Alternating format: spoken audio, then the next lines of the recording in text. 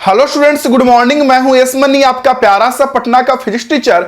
और dear students, class 11th का आज से हम लोग काइनेमैटिक्स चैप्टर पढ़ने जा रहे हैं। सारे बच्चे क्लास 11th वाले स्टूडेंट्स रेडी हो जाइए काइनेमैटिक्स के स्टडी करने के लिए। काइनेमैटिक्स क्या होता है, कैसे होता है, इसमें क्या क्या पढ़ना होता है और कितना पढ़ना होता है, सारी चीजों को डिटेल में जानेंगे। तो सारे स्टूडेंट्स बस रेडी हो जाइए काइनेमैटिक्स के स्टडी करने के लिए। एक एक चीज बढ़िया से सिखाऊंगा, बढ़िया से समझाऊंगा, बढ़िया से नोट्स वगैरह सब बनवाते हुए देते हुए चलूंगा, होमवर्क वगैरह सब, ताकि आपका क्लास काफी स्ट्रांग हो जाए। तो मेरे बच्चे रेडी हो जाइए। कॉपी में हेडिंग कीजिए काइनेमैटिक्स, कॉपी में हेडिंग कीजिए काइनेमैटिक्स। देखिए स्टूडेंट्स, मैं आपको पहले कुछ बातें बता देता हूं कि अभी हम लोग जो क्लास 11th में काइनेमैटिक्स चैप्टर पढ़ने वाले हैं, या इसके बाद आगे जाकर न्यूटन लॉज ऑफ मोशन पढ़ेंगे, या उसके बाद आगे जाकर फ्रिक्शन चैप्टर पढ़ेंगे, या फिर सर्कुलर मोशन पढ़ेंगे। जो न्यूटन लॉज ऑफ मोशन होता है, न्यूटन के गति का नियम हिंदी में बोलते हैं। फिर फ्रिक्शन पढ़ेंगे, फ्रिक्शन के बाद सर्कुलर मोशन पढ़ेंगे, या उसके आगे का बाद का जो भी चैप्टर पढ़ेंगे, सबको एक साथ मिलाकर ना मैकेनिक्स कहा जाता है। सब एक साथ मिलकर मैकेनिक्स कहलाता, मतलब मैकेनिक्स समझ लीजिए ना। तो आपको क्लास 11th का ऑलमोस्ट पार्ट मैकेनिक्स है। रोटेशन का आप नाम सुने होंगे, नहीं सुने तो जान लीजिए कि जैसे आगे चैप्टर खत्म होते जाएगा वैसे ही आगे जाके एक चैप्टर पढ़ना है, रोटेशन। ठीक है, रोटेशनल मोशन भी लोग उसे बोलते हैं, रोटेशन। तो वो रोटेशन तक तो मैकेनिक्स ही है। उसके बाद भी बीच बीच में मैकेनिक्स अपना ना जलवा बिखेरते हुए नजर आएगा उसके बाद के चैप्टर में, जैसे फ्लूइड मैकेनिक्स हो गया, या अदर चैप्टर में मैकेनिक्स अपना जलवा बिखेरते हुए नजर आएगा।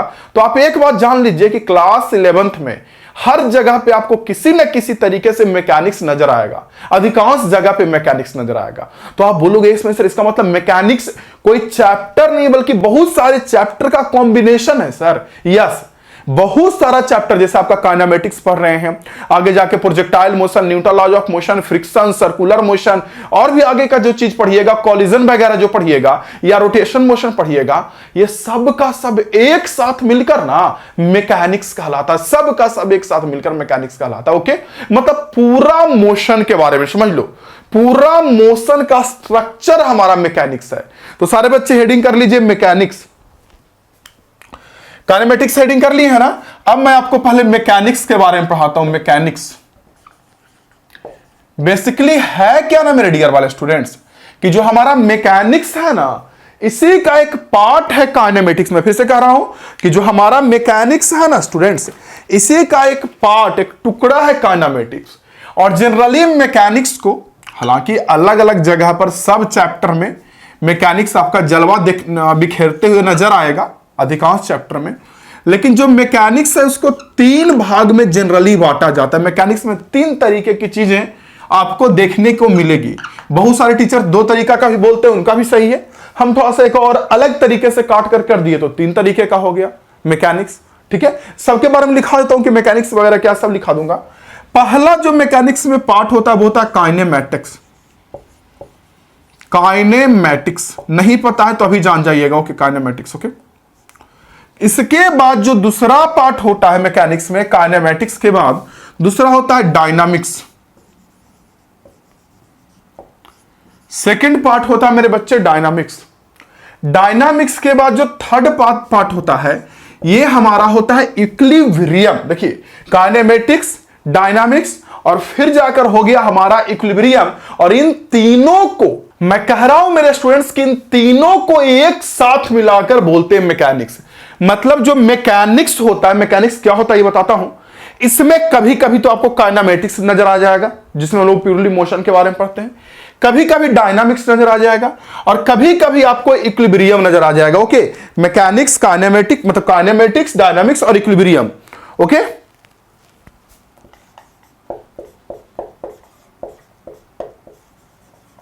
ये हो गया तीन पार्ट में हमारा मैकेनिक्स, काइनेमैटिक्स और इक्विलिब्रियम।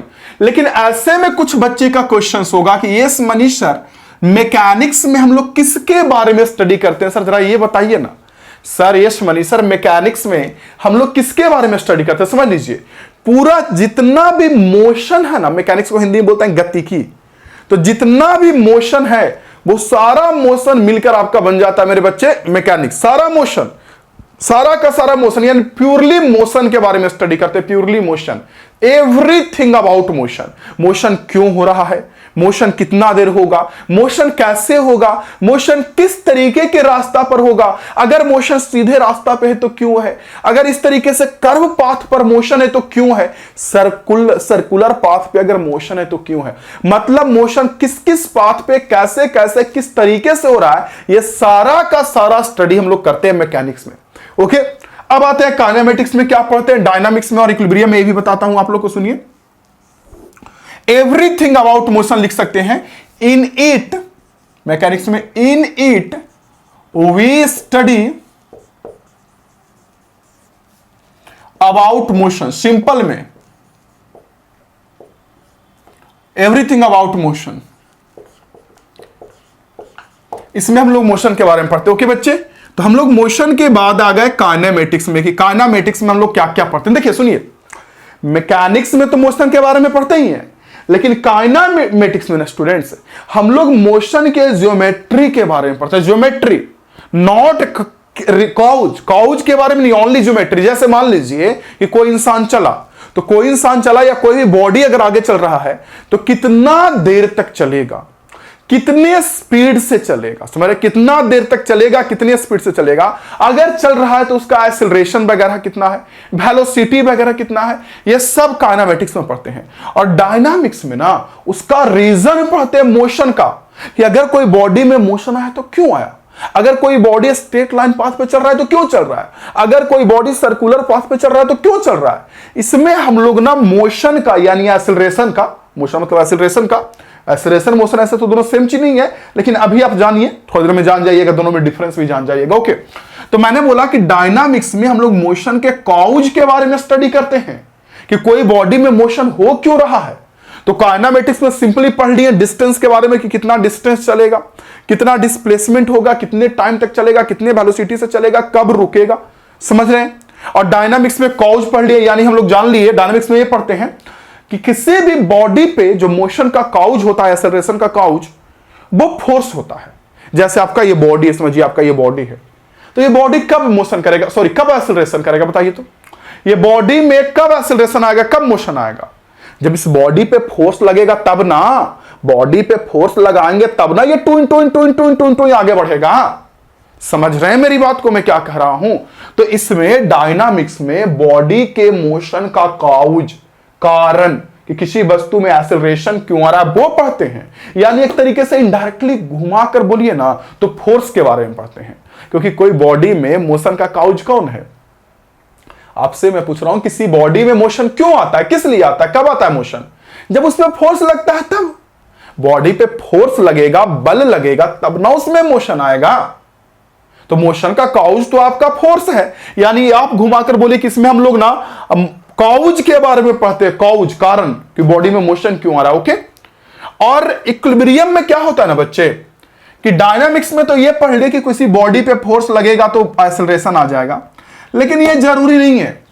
जैसे आप ही समझिए कि आपका ये पेन है, ओके, इस पेन पे आप इधर से 10 न्यूटन का फोर्स लगा रहे हो, इधर से इधर से इधर से इधर से, जो पेन है इसके इस साइड से इधर से 10 न्यूटन का फोर्स इधर लगा रहे हो, इधर धक्का दे रहे हो, इधर 10 से, ओके। और एक आदमी 10 से इधर दे रहा है, दो आप फोर्स लग रहा है। जैसे आप देखो ना, ऐसे आपके पास कोई पेन ऐसे है, कोई ऊपर से इधर से 10 न्यूटन का फोर्स लगा रहा है, कोई इधर से 10 न्यूटन का फोर्स लगा रहा है, तो बॉडी में ऐसा रोटेशन आ जाएगा, बॉडी ऐसे घूम जाएगा और बॉडी में मोशन आ जाएगा, यानी कि फोर्स लग रहा तो बॉडी में मोशन आ गया। बट आप ऐसे सोचो कि आपके पास ये पेन है, इसमें आप 10 न्यूटन इधर से लगा दिए, 10 न्यूटन इधर से लगा दिए, तो मेरे बच्चे आप मुझे बस इतना बताओ, क्या इस बॉडी में मोशन आएगा कि इसमें रुका रहेगा फोर्स लगने के बावजूद भी। बिल्कुल बीचों बीच में 10 लगा रहे हैं फोर्स, तो 10 बैलेंस कर जाएगा ना, और फोर्स लगने के बावजूद भी ये बॉडी रुका हुआ रहेगा, और इसी को बोलते हैं इक्विलिब्रियम।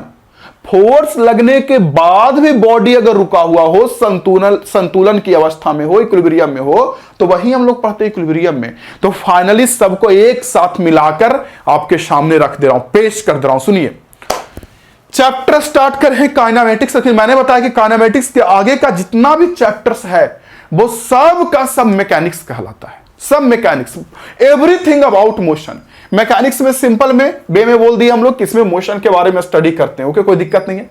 मैकेनिक्स को हमने 3 भाग में बांटा, काइनेमेटिक्स, डायनामिक्स और इक्विलिब्रियम, और ये तीनों मिल कर नजर आएगा। ऐसा नहीं कि अभी तो काइनेमेटिक्स अलग पढ़ेंगे, डायनामिक्स फिर अलग पढ़ेंगे, और उसके बाद दोनों मिल के आने लगेगा। हर एक चैप्टर में काइनेमेटिक्स रहेगा, कुछ डायनामिक्स रहेगा, काइनेमेटिक्स रहेगा, डायनामिक्स रहेगा, यानी रीजन भी पढ़ेंगे, और कितना दूरी चला, कितना देर तक चला, वो सब भी पढ़ते रहेंगे। ओके, और इन दोनों के बाद एक और पार्ट होता है इसका, इक्विलिब्रियम। ओके, ठीक है। तो आप मुझे बताओ कि काइनेमेटिक्स में क्या पढ़ते हैं, जल्दी बताइए। काइनेमेटिक्स में हम लोग क्या पढ़ते हैं? काइनेमेटिक्स में मेरे बच्चे, काइनेमेटिक्स में हम लोग क्या स्टडी करते हैं? ज्योमेट्री ऑफ मोशन, विदाउट इस बात का, बिना चिंता किए हुए कि बॉडी में मोशन क्यों हो रहा है, ओनली ज्योमेट्री ऑफ मोशन लिख रहा हूं। In it we study about geometry of motion.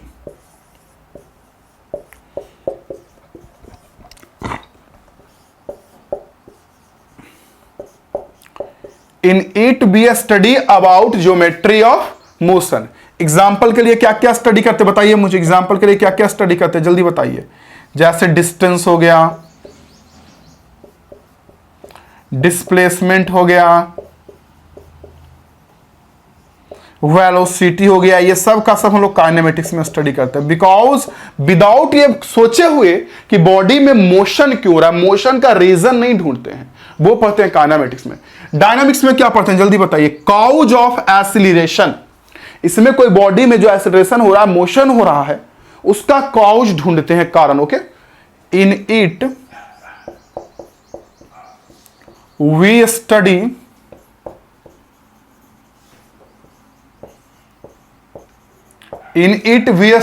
about cause of motion। in it we study about cause of motion, ठीक है। cause of motion नहीं लिखना सही होगा ज्यादा, cause of acceleration।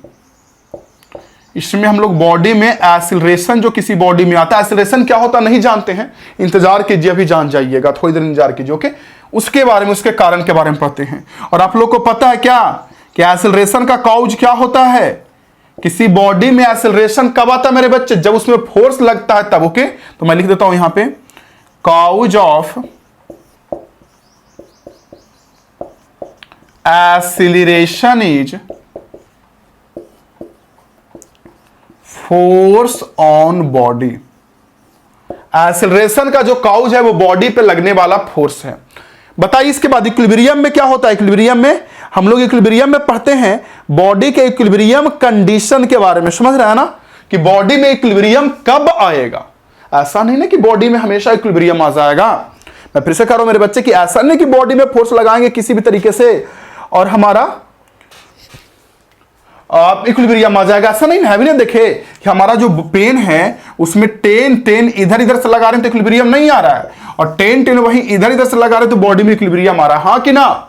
टेन ऐसे ऐसे लगा रहे हैं तो इक्विलिब्रियम नहीं आ रहा, और ऐसे ऐसे लगा रहे हैं तो इक्विलिब्रियम आ जा रहा है। ओके बच्चे, मैं कोशिश करता हूं ना कि आपको जो मैं नोट्स देने वाला हूं उससे एग्जैक्ट वर्डिंग मिल जाए, मैच कर जाए, ताकि आपको बाद में कंफ्यूजन ना हो। इक्विलिब्रियम में किसके बारे में स्टडी करते हैं बताइए। In it we study about the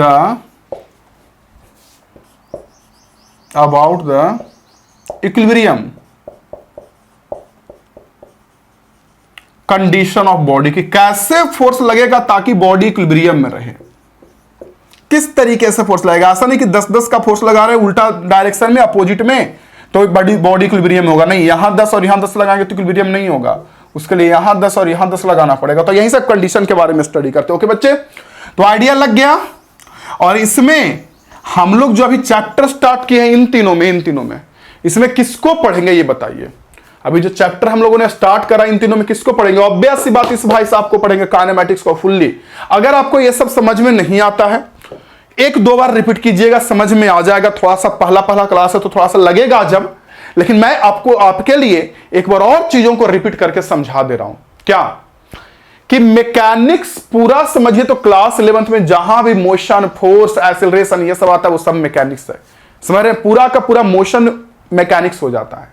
और इसको 3 भाग में बांटा जाता है मैकेनिक्स को। पहला काइनेमेटिक्स, जिसमें सिर्फ मोशन में डिस्टेंस डिस्प्लेसमेंट कितना हुआ उसके बारे में पढ़ते हैं। थोड़ा भी इस बात से टेंशन नहीं लेते हैं या खोज नहीं करते हैं कि बॉडी में मोशन क्यों आया, या बॉडी कर्व पाथ पे क्यों चला, या बॉडी हमारा ऐसे समझो कि सर्कुलर पाथ पे क्यों चला। इससे मतलब ही नहीं होता मेरे सर, इस बात से मतलब ही नहीं होता। ओके, ठीक है। दूसरा हो गया डायनामिक्स।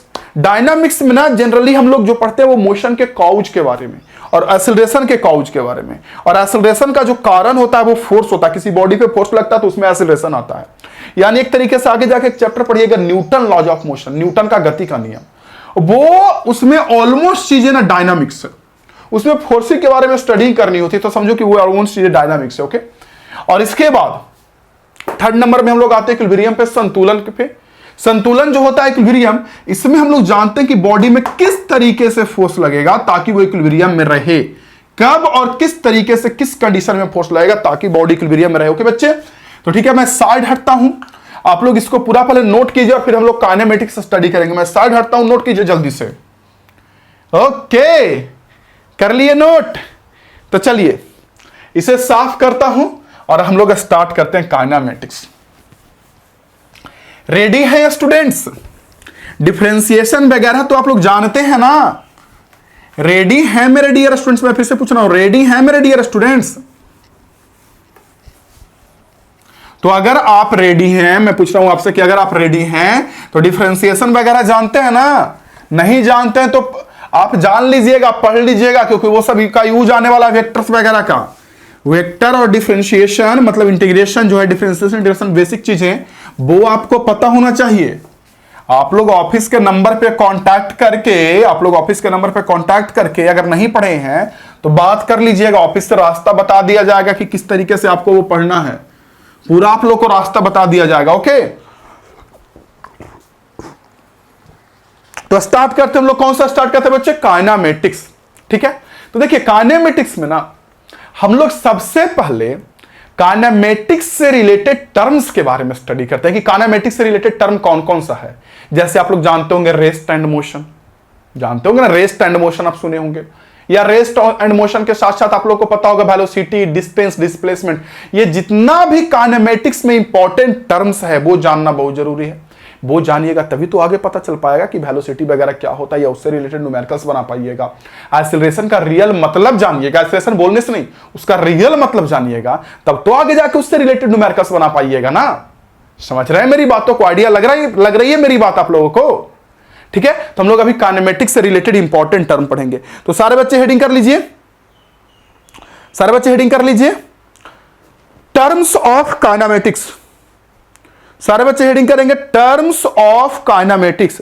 और सबसे पहला काइनेमेटिक्स का जो टर्म है मेरे डियर वाला स्टूडेंट्स, वो है रेस्ट एंड मोशन। सबसे फर्स्ट टर्म नंबर 1 में रेस्ट एंड मोशन। बताइए क्या होता है रेस्ट एंड मोशन? जानते होंगे आप लोग, जल्दी बताइए। ये मत बोलिएगा सर जो रुका हुआ है उसे बोलते हैं रेस्ट और जो चल रहा है उसे बोलते हैं मोशन। नहीं, देखो ऐसे सुनो,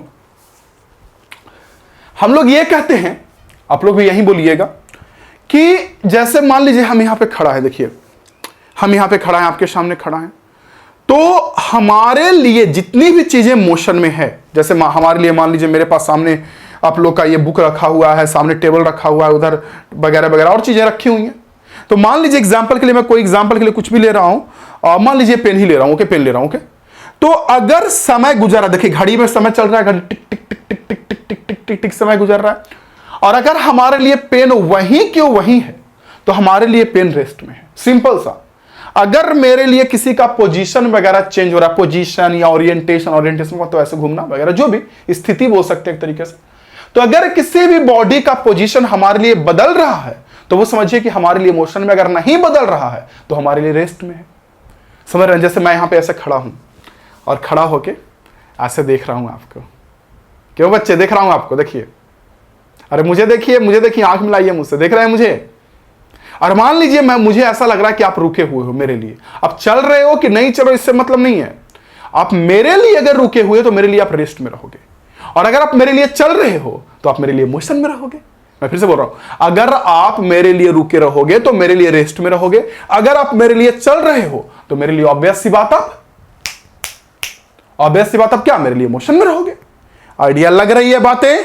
yes S money sir idea लग रही है। चलिए ठीक है, देखिए मैं आपको समझाता हूं। रियली में ना रेस्ट या मोशन ना फ्रेम पे डिपेंड करता है, किसके आधार से हम किसको देख रहे हैं इस पे डिपेंड करता है। जैसे एग्जांपल के लिए समझिए, सुनिए मेरी बात, कि मैं हूं एस मनी और ये है पी मनी। मैं एस मनी और आपका ये जो पेन दिख रहा है मान लीजिए ये पी मनी है, और एस मनी अपने हाथ में पी मनी को ऐसे उठाकर 10 के स्पीड से जा रहे हैं। तो देखिए जब एस मनी 10 के स्पीड से जा रहे हैं, सुनिएगा मेरी बात, 10 के स्पीड से जा रहे हैं, तो पी मनी भी 10 के स्पीड से आगे जा रहे हैं। और नीचे कोई इंसान, मान लीजिए आप ही हमें देख रहे हैं, तो आपके लिए मैं भी एस मनी भी आगे बढ़ रहा हूं, साथ साथ में पी मनी भी आगे बढ़ रहा है, तो आपके लिए एस मनी पी मनी दोनों मोशन में होगा, क्योंकि आप जहां हो, जहां से देख रहे हो उसके रिस्पेक्ट में पोजीशन बदल रहा है ना। एस मनी और पी मनी का पोजीशन एस मनी और पी मनी का बदल रहा है ना, तो एस मनी भी आपके लिए मोशन में, पी मनी भी आपके लिए मोशन में। लेकिन मेरे बच्चे ये जरूरी नहीं कि आपके लिए अगर ये मोशन में है पी मनी तो मेरे लिए भी मोशन, मेरे लिए तो रेस्ट में होगा। क्यों?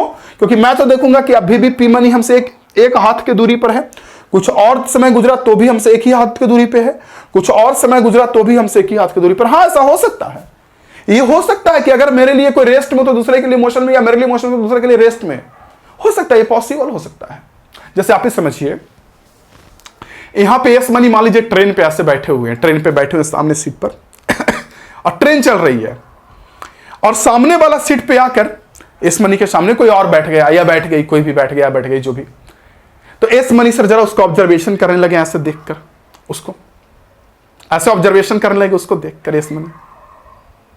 तो जब एस मनी उसको ऑब्जर्वेशन करने लगे तो ट्रेन तो चल रही है, लेकिन वो जो सामने इंसान है वो तो एस मनी से उतने ही दूरी पे है ना, तो मेरे लिए वो इंसान रेस्ट में हो गया। हाँ, लेकिन जो पटरी पर नीचे ऐसे खड़ा है और वो दोनों एस मनी और सामने वाले को ऑब्जर्वेशन कर रहा है, दोनों को ऐसे करके, समझ रहे हैं ना, उसके लिए तो ये दोनों के दोनों मोशन में हो गया, हम भी और वो भी, सामने वाला भी, सामने वाली भी, सामने वाला भी, जो भी है सबके सब मोशन में हो गया ना बच्चे। आइडिया लग रही है मेरी बातें आपको? तो ये फ्रेम पे डिपेंड करता है कि किसके रिस्पेक्ट में हम लोग मेजर कर रहे हैं, कहां से ऑब्जर्वेशन कर रहे हैं, कहां से हम लोग चीजों को देख रहे हैं कि कौन रेस्ट में होगा कौन मोशन में होगा। समझ में आ रही बातें? मैं फिर से रिपीट कर रहा हूं, समझ में आ रही बातें? Yes S money sir, yes S money sir, समझ में आ रही है। ओके, रियली में बताऊं तो दुनिया में कुछ भी रेस्ट में है ही नहीं, पूरा ब्रह्मांड यूनिवर्स ही चल रहा है।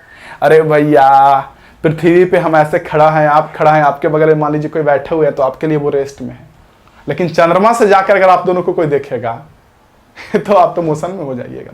पृथ्वी तो घूम रहा है ना ऐसे टक टक टक टक, पूरा यूनिवर्स ही एक दूसरे से एक्सपेंड कर रहा है दूर जा रहा है, आपको पता होगा। तो एक्चुअली ये जो है ना चीजें वो फ्रेम पे डिपेंड करती है, rest and motion, rest and motion frame पे डिपेंड करते, पूरा यूनिवर्स ही चल रहा है। समझ रहे हो मैं क्या कर रहा हूं? कोई और ग्रह से जाके पृथ्वी को देखे तो पूरा पृथ्वी काफी स्पीड में घूम रहा है ऐसे करके, सन के अराउंड चक्कर काट रहा है। आइडिया लग रही है? ठीक है, तो सबसे पहला टर्म हुआ रेस्ट एंड मोशन, उसमें एरो देकर लिखिए, रेस्ट एंड मोशन में लिखिए an object is said to be at rest. पहला टर्म में लिखिए an object is said to be at rest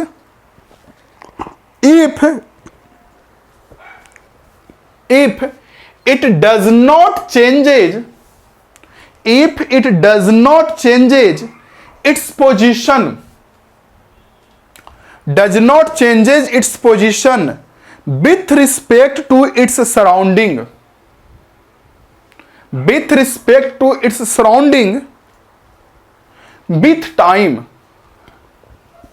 with respect to its surrounding with time। मतलब अगल बगल में जो सराउंडिंग है, वातावरण है, और साथ साथ में समय है, तो वातावरण के रिस्पेक्ट में अगर किसी का पोजीशन नहीं बदल रहा है तो समझो कि वो रेस्ट में है। समय भी बदल रहा है, समय घड़ी में चल रहा है और वो वहीं के वहीं है, तो रेस्ट में। ओके, उसी में आगे लिखिए पैराग्राफ चेंज करके, an object is said to be in motion, उसी का रिवर्स लिख लीजिए, if object is an object is said to be in motion if the position, notes वगैरह सब आपको मिल जाएगा बच्चे, नोट्स वगैरह आपको सब मिल जाएगा, मैं फिर से कह रहा हूं। ओके, तो क्या मैंने बोला? मोशन में an object is said to be in motion if the position changes, if the position changes with respect to it surrounding and time, if the position changes with respect to it surrounding and time, तो surrounding और time के respect में position बदल रहा है तो समझो कि वो हम आपका मोशन में हो गया। लिख लिया rest and motion first term. Okay, ये तो बहुत इजी था, ये कोई बहुत बड़ी बात नहीं है। दूसरा जो टर्म बहुत जरूरी है वो हमारा डिस्टेंस और डिस्प्लेसमेंट है। क्या बच्चे second term? Distance and displacement. आप लोग नाम भी सुने होंगे, कोई बहुत बड़ी नाम नहीं है। डिस्टेंस एंड डिस्प्लेसमेंट आप लोग जानते हो कि मुझे पता है, लेकिन आराम से फिर भी इत्मीनान से पढ़िए, काइनेमेटिक्स का फर्स्ट टर्म है। तो डिस्टेंस वगैरह को ना एस से दिखाया जाता है जनरली, और डिस्प्लेसमेंट को आर से दिखाया जाता है, आर से। डिस्टेंस को एस से और डिस्प्लेसमेंट को दिखाया जाता है मेरे बच्चे आर से। हालांकि कभी कभी यूज करते वक्त हम लोग दूसरे को बदल भी देते हैं, इसको भी दिखा देते हैं आर से, वो कोई बड़ा इशू नहीं है, बट जनरली जो स्टैंडर्ड है वो यही लिया जाता है। चलिए ठीक है, आते हैं डिस्टेंस और डिस्प्लेसमेंट में। आप लोग जानते हो ना कि डिस्टेंस डिस्प्लेसमेंट क्या है? नहीं जानते हैं या जानते हैं तो भी मेरी बात को सुनिए। क्या है सुनिए, देखिए जैसे मान लीजिए कोई इंसान यहां पे है और यहां से चलना शुरू किया, टूइन टूइन टूइन टूइन टूइन टूइन टूइन टूइन टूइन यहां गया, तो किसी भी इंसान का जो एक्चुअल पाथ लेंथ होता है, एक्चुअल पाथ लेंथ है, यानी कि जिस रास्ते पे चलता है उस रास्ता का जो वास्तविक लंबाई होता है उसे बोलते हैं डिस्टेंस। जैसे हम यहां से मान लीजिए 10 मीटर आगे गए टूइन टूइन टूइन, फिर 2 मीटर इधर आएंगे टूइन टूइन टूइन, फिर 3 मीटर आगे इधर आ गए टूइन टूइन टूइन, तो मेरा डिस्टेंस कितना होगा? 10, 2 12 12 और 3 कितना हो जाएगा? 15 15। टोटल डिस्टेंस हमारा हो जाएगा 15 मीटर। डिस्टेंस होता है एक्चुअल पाथ लेंथ। अगर हम यहां से ऐसे धागा रख के, यहां से ऐसे धागा रखे, धागा रखे, धागा रखे, धागा रखे, धागा रखे, धागा रखे, धागा रखे, धागा रखे, तो ये जो हमको मिलेगा ये डिस्टेंस हो जाएगा। ओके, लेकिन डिस्प्लेसमेंट हमेशा शॉर्टेस्ट पाथ लेंथ होता है, शॉर्टेस्ट पाथ लेंथ। ये देखिए, ये हमारा डिस्प्लेसमेंट कहलाता है। आप लोगों को पता होगा, मान लीजिए इंसान ए से स्टार्ट हुआ और बी तक गया, तो हमारा डिस्प्लेसमेंट ये वाला शॉर्टेस्ट, सबसे छोटा वाला रास्ता का लंबाई होता है, ये हमारा डिस्प्लेसमेंट होता है। ओके ठीक है, तो इसका डिफिनेशन दिखाता हूं, लेकिन इससे पहले 2-3 बातें जरा जान लीजिए इस डिस्टेंस और डिस्प्लेसमेंट के बारे में। सबसे पहली बात कि दोनों के दोनों पाथ लेंथ ही हैं। डिस्टेंस की बात करें या डिस्प्लेसमेंट की बात करें, दोनों का दोनों लेंथ है, दोनों का दोनों लंबाई है, इसलिए इसका भी यूनिट मीटर और इसका भी मीटर हो जाता है। दोनों लेंथ है तो दोनों का मीटर, लेंथ का यूनिट क्या होता है? मीटर होता है, तो दोनों का मीटर हो गया, चाहे डिस्टेंस हो गया या डिस्प्लेसमेंट। पहला पॉइंट। दूसरा पॉइंट, डिस्टेंस जो होता है ना बच्चे, वो डिस्प्लेसमेंट से बड़ा होता है या बराबर होता है, या ये बोले कि डिस्प्लेसमेंट जो होता है, ये लंबाई, शॉर्टेस्ट लंबाई, वो डिस्टेंस से छोटा या बराबर होता है। डिस्प्लेसमेंट डिस्टेंस से या तो छोटा होगा या बराबर होगा। तो कुछ बच्चे बोलेंगे एस मनीषा छोटा तो समझ रहे हैं सर कि ठीक है, हम यहां से ऐसे चलना शुरू किया, ऐसे चले, ऐसे चल के, ऐसे चल के, ऐसे चल के यहां गए, तो हमारा डिस्टेंस ये पूरा लंबाई कहलाएगा सर। लेकिन डिस्प्लेसमेंट तो हमारा ये शॉर्टेस्ट लंबाई कहलाएगा सर, तो हमारा डिस्प्लेसमेंट छोटा हो गया, ये तो समझ रहे हैं सर। इसको बोलते हैं डिस्प्लेसमेंट, हिंदी में विस्थापन, तो छोटा हो जाएगा। बराबर कब होगा सर? दोनों आप बोल रहे हैं कि छोटा या बराबर भी हो सकता है। बराबर कब होगा? जब कोई इंसान सीधा चले। देखिए, तो कोई इंसान सीधा जाए और उसी रास्ता, सीधा जाए उसी रास्ता पर एक ही डायरेक्शन में, यहां से मान लीजिए यहां गया, बिल्कुल सीधा, एकदम नाक के सीधे, एकदम ऐसे। तो अगर कोई इंसान सीधे चला गया मेरे बच्चे, तो यहां से यहां तक के का जो होगा ये डिस्टेंस हो जाएगा, और डिस्प्लेसमेंट भी हमारा यही ना हो जाएगा, सेम ना हो जाएगा। डिस्प्लेसमेंट कभी बड़ा तो नहीं हो सकता है, मैं कह रहा हूं डिस्प्लेसमेंट कभी बड़ा तो नहीं हो सकता है, लेकिन छोटा या बराबर जरूर हो सकता है। ओके, तो 2 पॉइंट हो गया। थर्ड पॉइंट पे आते हैं डिस्टेंस और डिस्प्लेसमेंट के रिगार्डिंग। थर्ड पॉइंट ये है ना कि डिस्टेंस हमारा एक स्केलर क्वांटिटी होता है, परंतु डिस्प्लेसमेंट वेक्टर क्वांटिटी होता है। स्केलर वेक्टर में पहले ऑलरेडी पढ़ा चुका, आप लोग जानते भी होंगे, फिर से मैं कह रहा हूं कि डिस्टेंस हमारा, जो डिस्टेंस है हमारा डियर स्टूडेंट्स, ये स्केलर क्वांटिटी होता है, डिस्प्लेसमेंट वेक्टर क्वांटिटी होता है। कुछ बच्चे बोलेंगे सर कैसे? कुछ बच्चे बोलेंगे सर कैसे एक स्केलर एक वेक्टर होता है? मैं समझाता हूं, देखिए कैसे स्केलर वेक्टर होता है, मैं साफ करके समझाता हूं आपको। यहां देखिए, साफ करके समझाता हूं। पहले आप मुझे यह बताइए कि अगर यहां से यहां जाना है तो कितने तरीके से जा सकते हैं? ऐसे भी जा सकते हैं, ये देखिए ऐसे भी यहां जा सकते हैं, ऐसे भी जा सकते हैं, ऐसे भी जा सकते हैं ना मेरे बच्चे? ऐसे भी जा सकते हैं। तो देखिए, तो यहां से यहां तक जाने के लिए डिस्टेंस का कोई फिक्स डायरेक्शन नहीं है। हम इस तरीके से भी जा सकते हैं, ऐसे भी जा सकते हैं, ऐसे भी, मतलब जैसे मन है वैसे डिस्टेंस तय कर सकते हैं। लेकिन इन दोनों पॉइंट के लिए डिस्प्लेसमेंट तो हमेशा यही होगा, हाँ या ना। आप चाहे ऐसे जाओ तो भी सबसे शॉर्टेस्ट लंबाई यही होगा, आप ऐसे जाओ तो भी सबसे शॉर्टेस्ट लंबाई यही होगा, आप ऐसे जाओ तो भी सबसे शॉर्टेस्ट लंबाई यही होगा, आप ऐसे जाओ तो भी सबसे शॉर्टेस्ट लंबाई यही होगा। तो देख रहे हैं, दो पॉइंट के लिए डिस्प्लेसमेंट फिक्स है, इसलिए डिस्प्लेसमेंट के पास इधर डायरेक्शन है, ये डायरेक्शन देखिए, डायरेक्शन है, और ये हमारा वेक्टर क्वांटिटी होता है। तो याद रखिएगा मेरे शेर कि डिस्टेंस हमारा स्केलर क्वांटिटी होता है, बट डिस्प्लेसमेंट हमारा एक वेक्टर क्वांटिटी होता है। तो ये दो तीन पॉइंट जान गए, तो इसके बारे में लिखते हैं, फिर आगे भी लिखेंगे। तो पहले डिस्टेंस एंड डिस्प्लेसमेंट में एरो देकर लिख लीजिए, लिखिए डिस्टेंस एंड डिस्प्लेसमेंट में सेकंड टर्म लिखिए, और उसमें लिखिए डिस्टेंस एंड डिस्प्लेसमेंट में एरो देकर लिखिए स्टूडेंट्स, लिखिए actual path covered by any body, उसमें लिखिए actual path covered by any body, covered by any body, actual path covered by any body is known as distance. Actual path length covered by any body is known as distance, but shortest path length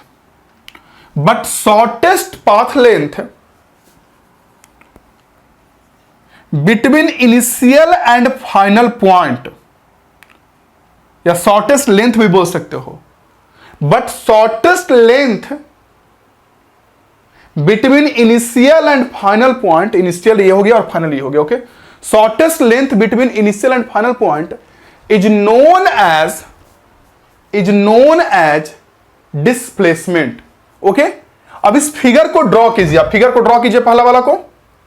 समझ गए मेरी बातों को मेरे dear students? Yes sir. वैसे आप लोग ये सब जानते होंगे, मत ज्यादा घबराइए, अभी आप पहला क्लास कर रहे हैं, पहले क्लास में ये मत सोचिए कि ये सब तो जानते हैं सर क्या पढ़ा रहे हैं, मत उड़िए।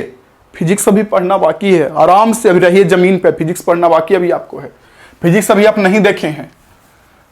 ऐसे ही बच्चे के साथ अक्सर परेशानियां होती है, अक्सर जो शुरू में डिस्टेंस डिस्प्लेसमेंट देखकर टीचर के काबिलियत पे ही सवाल उठा खड़ा कर देते हैं, और वहीं बच्चों को आगे जाकर परेशानी होता है। वहीं बच्चे बोलते हैं कि यार फिजिक्स तो समझ में नहीं आता, कैसे समझ में आएगा, कैसे, चांस ही नहीं बनता है, ओके।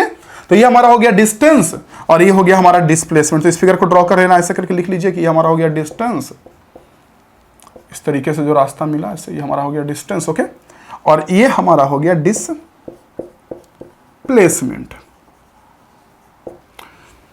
ठीक है। नोट में जरा इसमें लिखिए डिस्टेंस और डिस्प्लेसमेंट के नोट में, सबसे पहला नोट लिखिए यूनिट ऑफ, जो मैंने समझाया, unit of distance and displacement is metre. Note के नंबर 1 में लिखिए, नंबर ए में, नोट के नंबर ए में unit of distance and displacement is metre. दोनों का यूनिट मीटर होगा क्योंकि दोनों लंबाई है। अभी क्वेश्चन वगैरह करेंगे तो सारी चीजें आपके लिए क्लियर हो जाएगी, okay. Unit of distance and displacement is metre, सबसे पहला।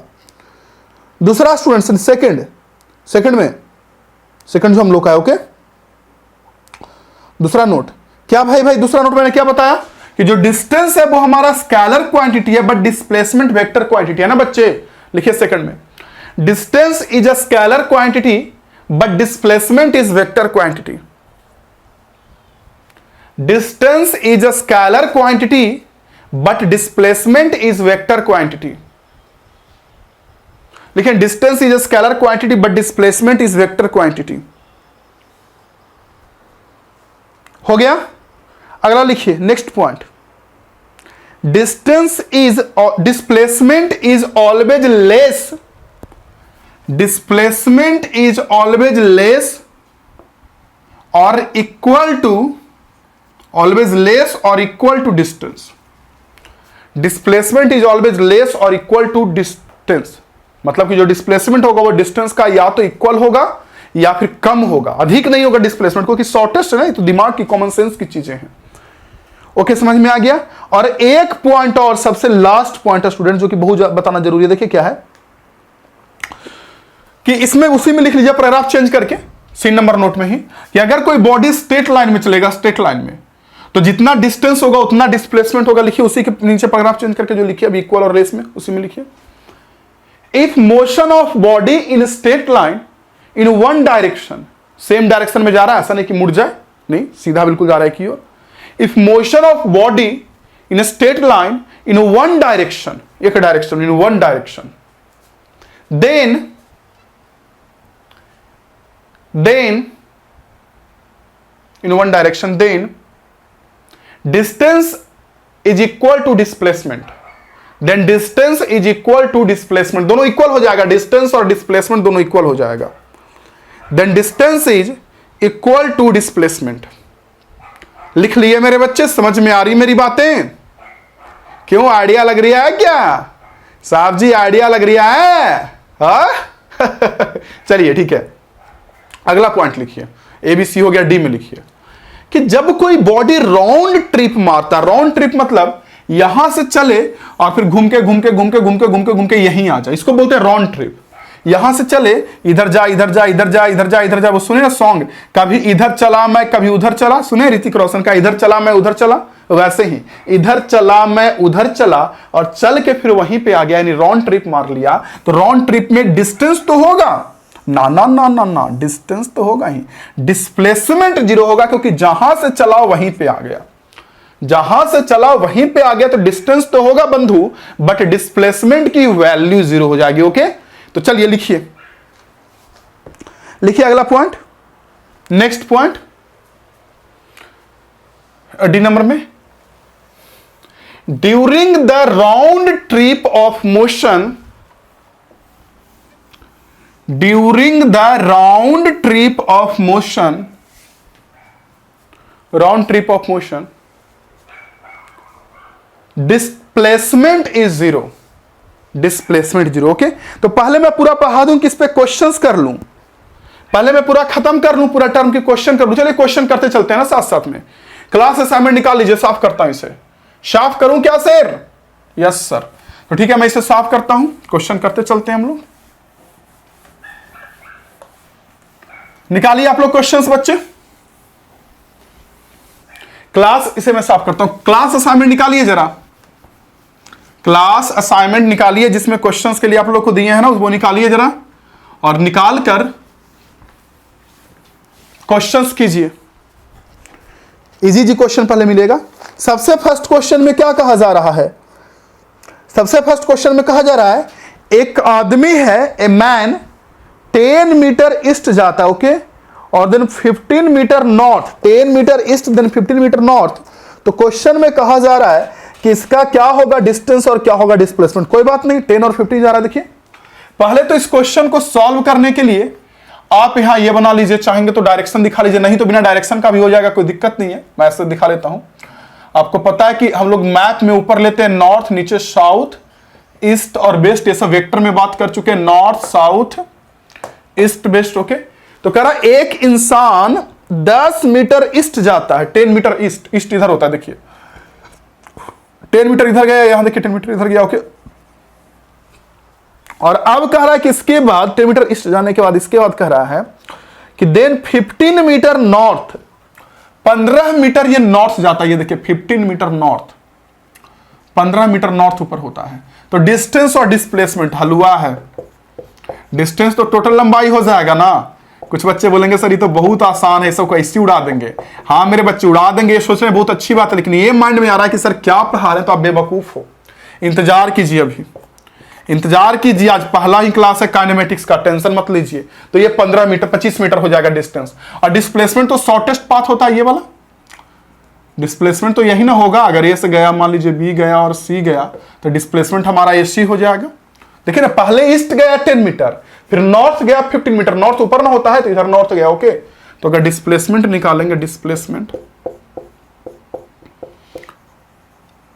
तो डिस्प्लेसमेंट इक्वल टू कितना हो जाएगा, पाइथागोरस थ्योरम लगा दीजिए, ऐसी हुआ डिस्प्लेसमेंट कितना हो जाएगा, √10 का स्क्वायर प्लस 15 का स्क्वायर। ये तो सॉल्व कर लीजिएगा, 10 का स्क्वायर 100 हो जाएगा, 15 का स्क्वायर जो भी होता है ये इतना सॉल्व कर लीजिएगा, ये जो आ जाएगा इतना कर सकते हैं आप लोग। ओके, जो नोट्स दूंगा उसमें मैं लिख दूंगा ये चीजें। समझ में आ गई ये चीजें? Yes sir.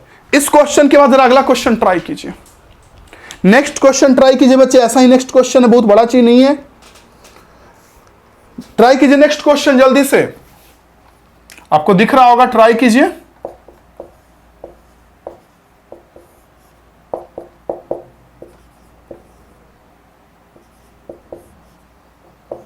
इसको 325 का रूट निकाल लीजिएगा, 325 का नेक्स्ट क्वेश्चन। नेक्स्ट क्वेश्चन आप देख लिए होंगे, क्या कह रहा है भाई? नेक्स्ट क्वेश्चन में कह रहा है कि मैन गोज 20 मीटर ईस्ट, ठीक है। उसके बाद कह रहा है 20 मीटर ईस्ट के बाद 10 मीटर नॉर्थ और 4 metre west. Okay, west west find displacement. आसान सा क्वेश्चन निकाल लीजिए। कह रहा है एक मैन 20 मीटर ईस्ट गया, ईस्ट वेस्ट नॉर्थ साउथ। पहले तो डायग्राम बनाइए, जो जो क्वेश्चन में कह रहा है उसके अकॉर्डिंग डायग्राम बनाइए। एक आदमी 10 मीटर कितना किधर गया, एक सेकंड, एक आदमी 20 मीटर ईस्ट गया। बनाइए 20 मीटर ईस्ट, इधर है 20 मीटर, ये देखिए 20 मीटर ईस्ट। यहां से बनाता हूं, यहां से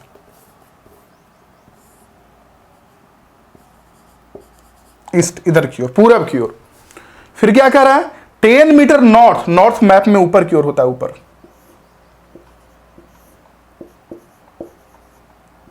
10 मीटर नॉर्थ गया। Okay, 10 metre north. फिर क्या हुआ इसके साथ भाई, और फिर 4 मीटर ये कितने किधर गया, बेस्ट बेस्ट बेस्ट इधर होता है, उल्टा में 4 मीटर बेस्ट गया। तो क्वेश्चन में क्या पूछा जा रहा है? क्वेश्चन में कहा जा रहा है कि बताओ डिस्टेंस और डिस्प्लेसमेंट। डिस्टेंस तो ऐसे ही ऐड कर दीजिएगा, तुरंत निकल जाएगा। डिस्प्लेसमेंट कैसे निकालोगे सोचिए जल्दी। डिस्टेंस तो ऐसे निकाल लीजिएगा, 20 प्लस 10 प्लस 4 34 मीटर। डिस्टेंस तो ऐसे निकल जाएगा ना 34 मीटर। समझ में आ रहा है ना कुछ चीजें? डिस्प्लेसमेंट यही निकालेंगे, देखिए तो डिस्प्लेसमेंट यही होगा ना, देखिए तो, हाँ कि ना मेरे शेर, मेरे शेर, मेरे लॉयन, डिस्प्लेसमेंट यही ना होगा मेरे शेर। बताइए कैसे निकालिएगा? देखिए तो ये 20 है और ये 4 है, तो अगर इसको मिला दें तो आपको लग रहा है कि ये 16 होगा। यहां से यहां 20 और ये 4, तो ये बचा हुआ कितना होगा बताइए मुझे? 16 होगा कि नहीं? 16 मीटर, यस सर। और ये 16 और ये हमारा 10 है, ये देखिए ये 10 तो ये भी 10, तो ये नहीं निकल जाएगा क्या? ये 16 ये 10, तो ये आसानी से निकाल लेंगे। अगर हम लोग डिस्प्लेसमेंट निकालें तो रूट अंडर हो जाएगा 16 का स्क्वायर प्लस 10 का स्क्वायर। इसे सॉल्व करके निकाल ही लीजिएगा आप लोग, इतना कम तो कर ही लीजिएगा, ये कोई बहुत बड़ी बात नहीं है। ओके, और मेरे ख्याल से आ जाएगा 356 का रूट, वैसे चेक कर लीजिएगा जो भी आ जाएगा। ओके, तो इससे भी इन दोनों क्वेश्चन को नोट कीजिए, मैं स्टार्ट होता हूं और उसके बाद अगले क्वेश्चन को ट्राई कीजिएगा स्टूडेंट्स। इन दोनों को नोट करने के बाद अगला क्वेश्चन ट्राई कीजिएगा, मैं स्टार्ट हटता हूं। चलिए नोट कीजिए। ओके, कर लिए note student? Yes money sir note कर लिए, तो ठीक है साफ करता हूं। नोट कर लिए तो साफ करता हूं और साफ करके आगे बढ़ाता हूं इसे। नेक्स्ट क्वेश्चन पढ़िए, क्या कर रहा है नेक्स्ट क्वेश्चन साहब जी? मेरे बच्चे लॉयन लोग, क्या कह रहा है नेक्स्ट क्वेश्चन? नेक्स्ट क्वेश्चन में कह रहा है कि एक आदमी है, सुनिएगा, एक आदमी ये 50 मीटर नॉर्थ, 40 मीटर ईस्ट और 20 मीटर साउथ जाता है एक फील्ड में जाने के लिए। ओके, तो डिस्टेंस और डिस्प्लेसमेंट कह रहा है। चलिए 50 मीटर नॉर्थ, क्या कह रहा है? 50 मीटर नॉर्थ, फिगर ड्रॉ करें तो 50 मीटर, देखो ईस्ट वेस्ट नॉर्थ साउथ, तो 50 मीटर आदमी नॉर्थ जाता है। 50 मीटर, ये देखो ये भी क्वेश्चन इजी है। 50 मीटर नॉर्थ जाने के बाद क्या करता है बताइए मुझे? 40 मीटर ईस्ट, 40 मीटर ईस्ट इधर जाता है, 40 मीटर 50 40, और अब किधर जाता है भाई? और अब जाता है 20 metre south, 20 metre south, 20 metre south नीचे है ना, इधर फिर ईस्ट इधर और फिर साउथ। तो डिस्टेंस डिस्प्लेसमेंट तो आसानी है, जल्दी से निकालिए। डिस्टेंस कितना होना है जी? 50 प्लस 40 प्लस 20, बताइए 110 मीटर। डिस्प्लेसमेंट यही होगा ना सर? लो एंड मेरे स्टूडेंट्स, कैसे निकालोगे? ये 50 है और ये 20 है, तो यहां से यहां 20 होगा, तो ये बचा हुआ कितना हो जाएगा? ये बचा हुआ यहां से यहां 30 ना।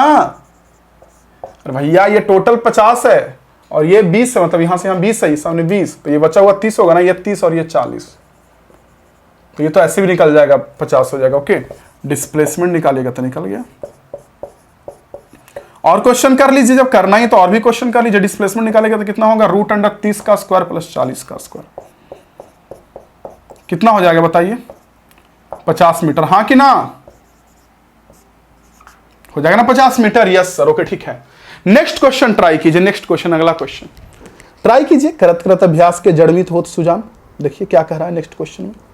नेक्स्ट क्वेश्चन में कह रहा है मेरे डियर वाले स्टूडेंट्स, नेक्स्ट क्वेश्चन में कह रहा है आपसे कि एक आदमी अपने कार से जाता है कहीं, करा एक आदमी अपने कार से जाता है, और जब वो घर से निकलता है तो घर से निकलते वक्त उसको बता रहा है क्या कि कार में उसका जो रीडिंग है वो 12352 किलोमीटर। कितना? 12352 किलोमीटर। फिर से कराऊं, एक आदमी कार से निकलता है तो कार से निकलते वक्त उसके जो कार में रीडिंग है निकलते वक्त 12352 किलोमीटर, 12352 किलोमीटर ये कार में रीडिंग है। ओके, ये कार में रीडिंग है। और जब वो कहीं से घूम के, जैसे कार से मान लीजिए यहां से गया, कहीं कहीं कहीं कहीं घूम के यहां आया, तो जब घूम कर आया तब कार में जो रीडिंग बता, रीडिंग से मतलब मीटर आता है, मीटर मीटर मीटर, वो बता रहा है रीडिंग हमारा कितना भाई? 12416 किलोमीटर। जब लौट कर आ गया तो कह रहा डिस्टेंस और डिस्प्लेसमेंट कितना होगा? मेरे भाई डिस्प्लेसमेंट तो 0 हो जाएगा, घर ही से निकला। कह रहा what is the average speed of car? Average speed तो हम लोग ने डिस्टेंस और डिस्प्लेसमेंट बताइए। एवरेज वेलोसिटी भी पूछ रहा है, डिस्टेंस एंड डिस्प्लेसमेंट पूछ रहा है। बताइए डिस्टेंस और डिस्प्लेसमेंट क्या होगा? डिस्टेंस क्या हो जाएगा मेरे सर? डिस्टेंस डिस्टेंस डिस्टेंस, जा रहे थे तो इतना किलोमीटर दिखाया, आए तो इतना किलोमीटर दिखाएगा, घटा दिएगा तो नहीं निकल जाएगा डिस्टेंस। क्या कितना आ जाएगा? 12416 माइनस 12352। सॉल्व कर लीजिए, 6 में से 2 गया 4। ओके, यहां गया ये, और यहां गया हमारा कितना भाई? 64 किलोमीटर उसका डिस्टेंस हो गया। और डिस्प्लेसमेंट तो 0 होगा क्योंकि घर से गया, घर ही पे लौट गया। तो अब आप घर से मोटरसाइकिल लेकर निकल रहे हैं और मीटर में बता रहा है कि आपका मोटरसाइकिल 50 किलोमीटर अभी तक चला है, और घर में आए और फिर से मीटर में दिखा रहा है 70 किलोमीटर चल गया, यानी आपने 20 किलोमीटर चला होगा, घुमाया होगा, तो डिस्टेंस आपका हो गया 20 किलोमीटर। डिस्प्लेसमेंट तो 0 क्योंकि जहां से चले वहीं पे आ गए, तो डिस्प्लेसमेंट तो 0 हो जाएगा। घर ही में आ जाएंगे तो डिस्प्लेसमेंट हमारा 0 होगा। आइडिया लग गया ये चीजें? ओके, आइडिया लग गया तो जरा नेक्स्ट क्वेश्चन भी देख लेते हैं। साइड हटता हूं, चलिए नोट कीजिए इसे, जल्दी से जल्दी नोट कीजिए। ओके, नोट कर लिए तो बहुत अच्छी बात है। साफ करता हूं सर, साफ करके अगले क्वेश्चन पे चलता हूं। कर दूं साफ? क्या नेक्स्ट क्वेश्चन को ट्राई कीजिए, क्या कह रहा है देखिए भाई, देखिए देखिए देखिए, ट्राई कीजिए। छोटा छोटा क्वेश्चंस करते चलिएगा ना, तब ना आपके लिए अच्छा रहेगा। ट्राई कीजिए ट्राई कीजिए ट्राई कीजिए। क्या करा क्वेश्चन में भाई? करा है क्वेश्चन में, a particle start from origin and goes to 20,0 metre. Origin से स्टार्ट हुआ मतलब 0 से, और 20,0 तक गया, फिर रिटर्न हुआ उसी रास्ते पे -20 तक 0 गया, तो डिस्टेंस और डिस्प्लेसमेंट कितना होगा? वाह जी वाह, क्या बात है। कह रहा एक पार्टिकल, आपको पता है कि इधर एक्स एक्सिस इधर वाई एक्सिस होता है, 0 से चला, 0 से यहां से, और 0 से चलकर 20,0 तक गया, 20,0 मीटर में दिया हुआ, मीटर में यहां गया, फिर यहां से रिटर्न हुआ, पता नहीं क्या हो गया, फिर रिटर्न हो गया। हो सकता है बाजार उजार जा रहा होगा और याद आ गया कि बीवी का कुछ सामान लाना था, छोड़ दिए घर ही पे, या बीवी वगैरह का कुछ काम करना था, साड़ी वगैरह सिलवाना था, मार्केट से छोड़ दिए घर ही पे इसलिए वो रिटर्न हुआ। रिटर्न हुआ तो क्या हुआ? यहां से रिटर्न होकर -20,0 चला गया। लगता है दूसरा के घर में चला गया जी, उसका घर तो यही था, ये दूसरा के घर में घुस गया, कुछ बात है क्या? यहां तक चला गया, कहां तक ये गया भाई? -20, तक। ये देखिए 20, 0 से गया ये, और -20, 0 तक ये गया। तो कह रहा है कि डिस्टेंस और डिस्प्लेसमेंट कितना होगा। तो देखिए यहां से इधर गया, फिर लौट के इधर आया। ये देखिए यहां से इधर गया और लौट कर इधर आया, तो डिस्टेंस पहले कितना होगा ये बताइए। डिस्टेंस सोचिए सोचिए सोचिए, डिस्टेंस कितना होगा ये बताइए। डिस्टेंस कितना होगा? 20 इधर गया, 20 लौट के इधर आया, फिर 20 और इधर गया। डिस्टेंस में तो पॉजिटिव निगेटिव से मतलब है नहीं, तो आपका कितना हो गया भाई? डिस्टेंस कितना हो गया? 20 + 20 + 20। नहीं, 0 से चला 20 तक गया, फिर लौटकर -20 तक आया, तो ये 20, और फिर यहां से यहां ये भी 20 ना, फिर ये भी 20 ना। जितना गया उतना तो आया, फिर -20 इधर भी आ गया, तो टोटल डिस्टेंस हो गया 60 मीटर। निगेटिव में नहीं ये सब होता है, निगेटिव में नहीं लेना है आप लोगों को, ये तो बस निगेटिव इसलिए कोऑर्डिनेट में लिया जाता है ताकि आपको पता चले कि किस ये पॉजिटिव एक्स की ओर जा रहा है या निगेटिव एक्स की ओर। ओके, डिस्प्लेसमेंट कितना होगा ये बताइए। डिस्प्लेसमेंट के बारे में जरा कमेंट कीजिए, क्या लगता है आप लोग को डिस्प्लेसमेंट क्या होना चाहिए? यहां था, फाइनली वो यहां पहुंच गया, देख लीजिए। सोचिए मेरे बच्चे, क्या लगता है आप लोग को डिस्प्लेसमेंट के लिए? वहां था, 0 में था और 0 पे था और वहां पहुंचा। और आपको भी पता है कि हमें इस बात से तनिक भी मतलब नहीं होता स्टूडेंट्स। ओके, इस बात से हमें तनिक भी मतलब नहीं होता है कि किधर गया। हमें तो डिस्प्लेसमेंट के लिए जहां से चला और जहां पहुंचा उससे मतलब होता है ना। देखिए डिस्प्लेसमेंट हुआ इधर से यहां पहुंचा, यानी 20 मीटर डिस्प्लेसमेंट हुआ 20 मीटर, बट किधर की ओर? निगेटिव एक्स की ओर। पॉजिटिव एक्स की ओर की डायरेक्शन। डिस्प्लेसमेंट एक वेक्टर क्वांटिटी होता है, और इसको जब भी आप डिस्प्लेसमेंट को लिखते हो तो वहां डायरेक्शन शो करना पड़ेगा, डायरेक्शन दिखाना पड़ेगा। विदाउट डायरेक्शन काम नहीं चलने वाला भाई। डिस्प्लेसमेंट में तो आपको डायरेक्शन दिखाना ही दिखाना, ये माइंड में आप डाल लीजिए। आइडिया लग रही है मेरी बातें? ओके, तो मैंने क्या बोला कि 20 मीटर। देखिए मेरे स्टूडेंट्स, मैंने क्या बोला कि आपको ये 20 मीटर है, यहां से यहां 20 मीटर है, लेकिन किधर की ओर? निगेटिव एक्स की ओर। Okay, in direction of negative X axis. आपका डिस्प्लेसमेंट वेक्टर है, वेक्टर को जब लिखते हैं तो मैग्नीट्यूड के साथ साथ डायरेक्शन भी लिखते हैं, direction of negative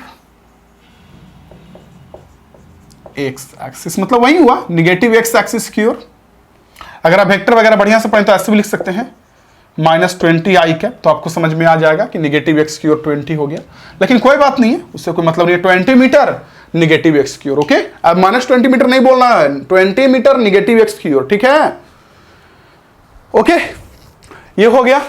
next question पे जरा हाथ आजमाइए, देखिए नेक्स्ट क्वेश्चन ट्राई करके बनता है कि नहीं, सोचिए। तो साइड हट जा रहा हूं, नेक्स्ट क्वेश्चन ट्राई कीजिए। साइड हटता हूं, इसको नोट भी कीजिए, साथ साथ में बोले ट्राई कीजिए। साइड हटता हूं, ट्राई कीजिए। ओके, कर लिए क्वेश्चन ट्राई। क्या कह रहा है क्वेश्चन में? क्वेश्चन में कह रहा है मेरे डियर वाले स्टूडेंट्स आपसे कि एक आदमी है, देखिए ध्यान से, एक आदमी है, ए मैन, और कह रहा है कि एक आदमी है और एक सर्कुलर पाथ पे ये दौड़ रहा है। ओके, रेडियस उसका 77 मीटर, यानी एक तरीके से फील्ड ही मान लीजिए, सर्कल टाइप का एक फील्ड है। 77 मीटर के रेडियस पे दौड़ रहा है, और कह रहा है if stop just opposite the start point, find distance and displacement. Okay, कह रहा क्वेश्चन में कि एक इंसान सर्कुलर, ये तो क्वेश्चन हो गया, सर्कुलर रास्ता पे दौड़ रहा है। ये देखिए रेडियस इसका 77 मीटर है, मान लीजिए क्वेश्चन में दिया हुआ है, मान लीजिए क्या दिया हुआ क्वेश्चन में, और कह रहा है जहां से स्टार्ट किया जस्ट उसके अपोजिट वाले पॉइंट पे आकर रुका। यहां देख रहे हैं, जहां से स्टार्ट किया जस्ट उसके अपोजिट, यहां से स्टार्ट किया तो जस्ट उसके डायमेट्रिकली अपोजिट यहां कर रुका। ये देखिए, देख रहे हैं सर, यहां कर रुका। यहां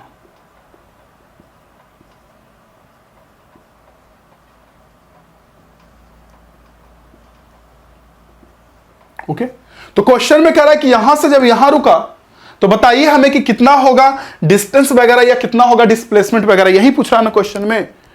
क्या पूछ रहा है क्वेश्चन में? डिस्टेंस है डिस्प्लेसमेंट। तो देखिए डिस्टेंस तो ये लंबाई होगी, ये लंबाई, तो आपको पता है कि पूरा एक चक्कर में लंबाई होता है 2πr, ये आधा चक्कर काटा। एक चक्कर में लंबाई होता है 2πr, लेकिन ये आधा चक्कर काटा, तो डिस्टेंस तो ये आधा चक्कर होगा 2πr का आधा, 2πr/2।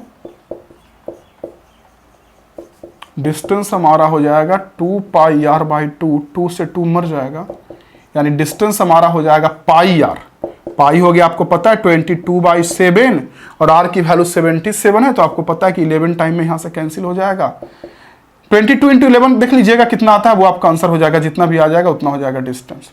बट डिस्प्लेसमेंट की अगर मैं बात करूं तो डिस्प्लेसमेंट तो जस्ट यहां से यहां तक का डिस्टेंस होगा ना, यहां से यहां यही ना होगा। तो डिस्प्लेसमेंट अगर मैं निकालूं तो डिस्प्लेसमेंट हमारा ये 77 और ये 77 हो जाएगा। ये देखिए समझ में क्या कर रहा हूं, 154 मीटर। यहां देख सकते हैं, सॉल्व कीजिएगा तो कितना आ जाएगा आपका 154 मीटर। ओके बच्चे, और ये सॉल्व कीजिएगा तो मेरे ख्याल से 242 मीटर आएगा, चेक कर लीजिएगा ऐसे। तो ये हो गया डिस्टेंस और डिस्प्लेसमेंट। कभी कभी सर्कुलर पाथ में क्वेश्चन ऐसे भी घुमाएगा कि बॉडी यहां से चला चला चला चला चला चला चला चला चला, एक चक्कर काट के फिर जस्ट अपोजिट पहुंचा, तो कोई दिक्कत नहीं, एक चक्कर का डिस्टेंस 2πr और फिर आधा का πr जोड़ देंगे। और डिस्प्लेसमेंट तो ये कभी कभी बोलेगा कि सर्कुलर पाथ में चला, जहां से चला वहीं पे आ गया, तो बताओ डिस्टेंस डिस्प्लेसमेंट। तो जहां से चला वहीं पे आ गया तो डिस्प्लेसमेंट तो 0 हो जाएगा। आने वाला पॉइंट और चलने वाला पॉइंट दोनों सेम है तो डिस्प्लेसमेंट 0 होगा, डिस्टेंस 2πr होगा। कभी कभी बोलेगा कि 5 चक्कर काटा, 1 2 3 4 5 और उसके बाद जस्ट क्वार्टर चल के रुक गया, मतलब वो 1/4 1/4 पार्ट, तो 5 चक्कर का पहले डिस्टेंस 5 × 2πr कर लेंगे और इस क्वार्टर का डिस्टेंस निकाल के ऐड कर देंगे। डिस्प्लेसमेंट ये वाला लंबाई होगा, ये तिरछे, ये आपका रेडियस, ये आपका रेडियस, तो ये निकल जाएगा। ये रेडियस के हेल्प से ये नहीं डिस्प्लेसमेंट होगा, जस्ट 90 पे आके रुका। तो वो तो क्वेश्चंस दूंगा, होमवर्क दूंगा, उससे क्वेश्चन कीजिएगा तो करते करते ठीक हो जाएगा। ठीक है, जो क्वेश्चंस दूंगा, होमवर्क दूंगा, उससे क्वेश्चन कीजिएगा ना तो करते करते ऑटोमेटिक आपका ठीक हो जाएगा। टेंशन नहीं लेने का, ठीक है, टेंशन आपको नहीं लेने का, ऑटोमेटिक ठीक हो जाएगा। ओके बच्चे, समझ में आ गई चीजें, आइडिया लग गया ये? तो ठीक है, ये नोट कीजिए, मैं साइड हटता हूं, फिर आगे क्वेश्चन दूंगा, इससे पहले नोट कीजिए जल्दी से।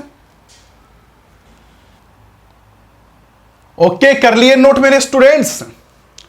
तो चलिए मैं इसे करता हूं साफ और बढ़ाता हूं स्टडी को। अब आगे साफ कर रहा हूं इसे मेरे बच्चे। और हम लोग डिस्टेंस डिस्प्लेसमेंट में बहुत सारा क्वेश्चंस देख लिए। एक तरीके का चीज कभी कभी और पूछा जाता जो मैं लिखाऊंगा नहीं, लेकिन आप लोग को होमवर्क दूंगा, उसमें रहेगा वो क्वेश्चन। कौन सी चीज भाई? कि डिस्टेंस बाय डिस्प्लेसमेंट का रेशियो क्या होगा। डिस्टेंस और डिस्प्लेसमेंट जो मैग्नीट्यूड की बात कर रही है उसका रेशियो क्या होगा। तो देखिए, तो डिस्टेंस बड़ा होता और डिस्प्लेसमेंट छोटा होता है, तो बड़े में से छोटे से भाग करेंगे तो क्या होगा, एक से बड़ा आएगा। और कभी कभी बराबर भी होता है, यानी एक से बड़ा या बराबर आएगा। फिर से मैं कह रहा हूं, ऊपर है डिस्टेंस और नीचे डिस्प्लेसमेंट, ऊपर डिस्टेंस और नीचे डिस्प्लेसमेंट, तो डिस्टेंस बाय डिस्प्लेसमेंट का वैल्यू पूछ रहा है। तो डिस्टेंस बाय डिस्प्लेसमेंट का वैल्यू या तो एक से अधिक आएगा या एक के बराबर आएगा। अगर बॉडी सीधे रेखा में चलेगा, स्ट्रेट लाइन में, तो डिस्टेंस और डिस्प्लेसमेंट बराबर होता है, इस समय दोनों बराबर आ जाएगा। और अगर बॉडी स्ट्रेट लाइन में नहीं चलेगा, सीधा नहीं चलेगा, तो कोई दिक्कत नहीं है, उस समय डिस्टेंस बड़ा हो जाएगा, रेशियो एक से अधिक आ जाएगा। समझ गए? ओके, ठीक है। अब हम लोग आगे का पार्ट चलते हैं नेक्स्ट पॉइंट पे। 2 पॉइंट पढ़ लिए ना, पहला रेस्ट एंड मोशन, दूसरा डिस्टेंस डिस्प्लेसमेंट। थर्ड पॉइंट हम लोग का है average speed and instantaneous speed. फिर से कर रहा हूं, एवरेज स्पीड, एवरेज को शॉर्टकट में लिखे हैं, average speed and average velocity. Instantaneous नहीं, एवरेज वेलोसिटी कर लेते हैं। Average speed and average velocity क्या होता है, देखिए समझिए, ये काफी अधिक यूज आएगा आपके स्टडी में। क्या होता है, देखिए स्पीड और वेलोसिटी को आप लोग पहले से जानते हैं, पता ही होगा कि हम लोग बोलते हैं कि कौन आदमी कितने स्पीड से चल रहा है, कौन गाड़ी कितने स्पीड से चल रहा है, कौन पक्षी कितने स्पीड से उड़ रहा है, ट्रेन कितना से चल रहा है, जहाज कितना से चल रहा है, ऐसा बोलते हैं ना हम लोग। तो स्पीड का मतलब सिंपल होता है कि 1 मीटर 1 सेकंड में कितना दूरी जा रहा है। 1 सेकंड में, जैसे हम जा रहे हैं यहां से, मान लीजिए चलना शुरू किए, ओके, यहां से चलना शुरू किए, 10 सेकंड में हम चल गए, मान लीजिए 20 मीटर। 10 सेकंड में हम 20 मीटर आगे बढ़ गए। तो 10 सेकंड में अगर 20 मीटर आगे बढ़ गए तो 1 सेकंड में कितना आगे गए होंगे बताइए? 10 सेकंड में 20 गए होंगे तो 1 सेकंड में कितना गए होंगे? 2 मीटर। तो यही इसका स्पीड हो गया 2 मीटर पर सेकेंड। 2 मीटर, देखिए यूनिट से देखिए, मीटर पर सेकेंड स्पीड का यूनिट क्या होता है? Metre per second, metre per second, पर सेकेंड, पर सेकेंड। सोचिए पर सेकेंड मतलब क्या हुआ? एक सेकेंड में कितना मीटर, यही ना। मीटर पर सेकेंड का मतलब एक सेकेंड में कितना मीटर। जैसे हम बोलते हैं कि अगर कोई इंसान दौड़ रहा है 20 मीटर पर सेकेंड से, कितने से? 20 मीटर पर सेकेंड से, इसका मतलब एक सेकंड में वो 20 मीटर दौड़ रहा है। समझ रहे हैं? 20 मीटर पर सेकंड, यानी एक सेकंड में वो 20 मीटर दौड़ रहा है। तो यही स्पीड का मतलब होता है कि आदमी तो चलने का या कोई भी बॉडी चलने का तो कितना दूरी चल देगा, तो एक सेकंड में वो जितना दूरी गया होगा एवरेज, उसी को बोलते एवरेज स्पीड। निकालते कैसे हैं? तो total distance by total time. भैया जितना टाइम में जितना डिस्टेंस गया तो टाइम से डिवाइड कर देंगे तो 1 सेकंड का नहीं निकल जाएगा क्या? जैसे अभी मैंने एग्जांपल के लिए बोला ना कि 10 सेकंड में मैं गया 20 मीटर, 10 सेकंड में 20 मीटर, तो स्पीड कैसे निकाले? 20/10 किए ना, distance by time, distance by time 20/10 2 हो गया। ओके ठीक है। तो एवरेज स्पीड क्या होता है भाई? एवरेज स्पीड होता है हम लोग का डिस्टेंस कवर्ड इन 1 सेकंड। फिर लिख रहा हूं, या डिस्टेंस पर यूनिट टाइम भी लिख सकते हैं। एवरेज स्पीड में डायरेक्ट बोल सकते हैं डिस्टेंस पर यूनिट टाइम, यानी यूनिट टाइम में एक सेकंड में कितना डिस्टेंस गया, या फिर डायरेक्ट बोलिए कि it is the distance covered in 1 second. जो आपको अच्छा लगे वो लिख सकते हो। ओके तो एवरेज स्पीड में एरो देकर लिखिए मेरे स्टूडेंट्स, लिखिए एरो देकर एवरेज स्पीड में। नंबर 3 पॉइंट कीजिए, average speed and average velocity. कर लिए average speed and average velocity, और अगर ये कर लिए तो उसके नीचे लिखिए, लिखिए एवरेज स्पीड में, नीचे एरो देकर नीचे लिखिए, average speed is the ratio of, average speed is the ratio between, between कर लीजिए, average speed is the ratio between total distance covered, ratio between total distance covered to the total distance covered to the total time interval, total distance covered to the total time interval, total distance by total time कर दूंगा। Okay actually इसमें लिखे paragraph change करके, actually it is distance covered by body per unit time, actually it is distance covered by body per unit time, मतलब एक second में कितना वो डिस्टेंस जा रहा है, distance covered by body per unit time. समझ रहे हैं मेरी बात को? ओके ठीक है बच्चे, तो लिख लिया एवरेज स्पीड, यानी अगर मैं एवरेज स्पीड का मान निकालूं, वैल्यू निकालूं, तो किसके इक्वल होगा? जल्दी बताइए किसके इक्वल होगा? Total distance, distance by time, ध्यान दीजिएगा डिस्प्लेसमेंट नहीं, total distance by total time, यही ना होगा बच्चे? Total distance by total time, ये हो जाएगा एवरेज स्पीड का वैल्यू। ओके टोटल डिस्टेंस को कैसे दिखाते हैं? डिस्टेंस को एस से दिखाइए या डी से भी दिखा सकते हैं। टोटल डिस्टेंस को डेल्टा डी, ओके ऐसे लिखिए, लिख सकते हैं आप delta S by delta T. Delta का मतलब चेंजिंग होता है, आप लोग को पता होगा कि डेल्टा का मतलब चेंजिंग होता है, तो total distance delta S, total time delta T, delta S by delta T. Okay इसी में नीचे लिख लीजिए एवरेज वेलोसिटी, इसी में नीचे लिख लीजिए एवरेज वेलोसिटी, लिखिए तो एवरेज वेलोसिटी, उसमें लिखिए it is the ratio between, average velocity क्या होता है? ये तो हो गया distance by time, average speed हो गया डिस्टेंस बाय टाइम, एक सेकंड में चलने वाला डिस्टेंस, और एवरेज वेलोसिटी होता है एक सेकंड में चलने वाला डिस्प्लेसमेंट। एवरेज वेलोसिटी होता है एक सेकंड में चलने वाला डिस्प्लेसमेंट, डिस्टेंस नहीं डिस्प्लेसमेंट। टाइम तो सेम ही हो जाएगा, टाइम तो सेम ही हो जाएगा, लेकिन डिस्टेंस और डिस्प्लेसमेंट दोनों के लिए अलग अलग ना होता है बॉडी के लिए, अगर करपथ पे ऐसे चल रहा है तो। इसलिए अब डिस्टेंस और डिस्प्लेसमेंट अलग अलग आने की वजह से एवरेज स्पीड अलग आ जाएगा और एवरेज वेलोसिटी दोनों अलग अलग आ जाएगा। मेरी बात समझ में आई? आइडिया लगा आपको? Yes sir. तो चलिए लिखिए उसी में आगे, average velocity is the ratio between displacement to the time interval. Average velocity is the ratio between, average velocity में एरो देकर लिखना है, नीचे एवरेज स्पीड में लिख लेना उसको, एवरेज वेलोसिटी में average velocity is the ratio between displacement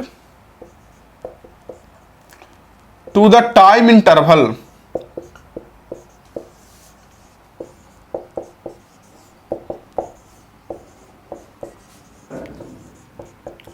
displacement to the time interval,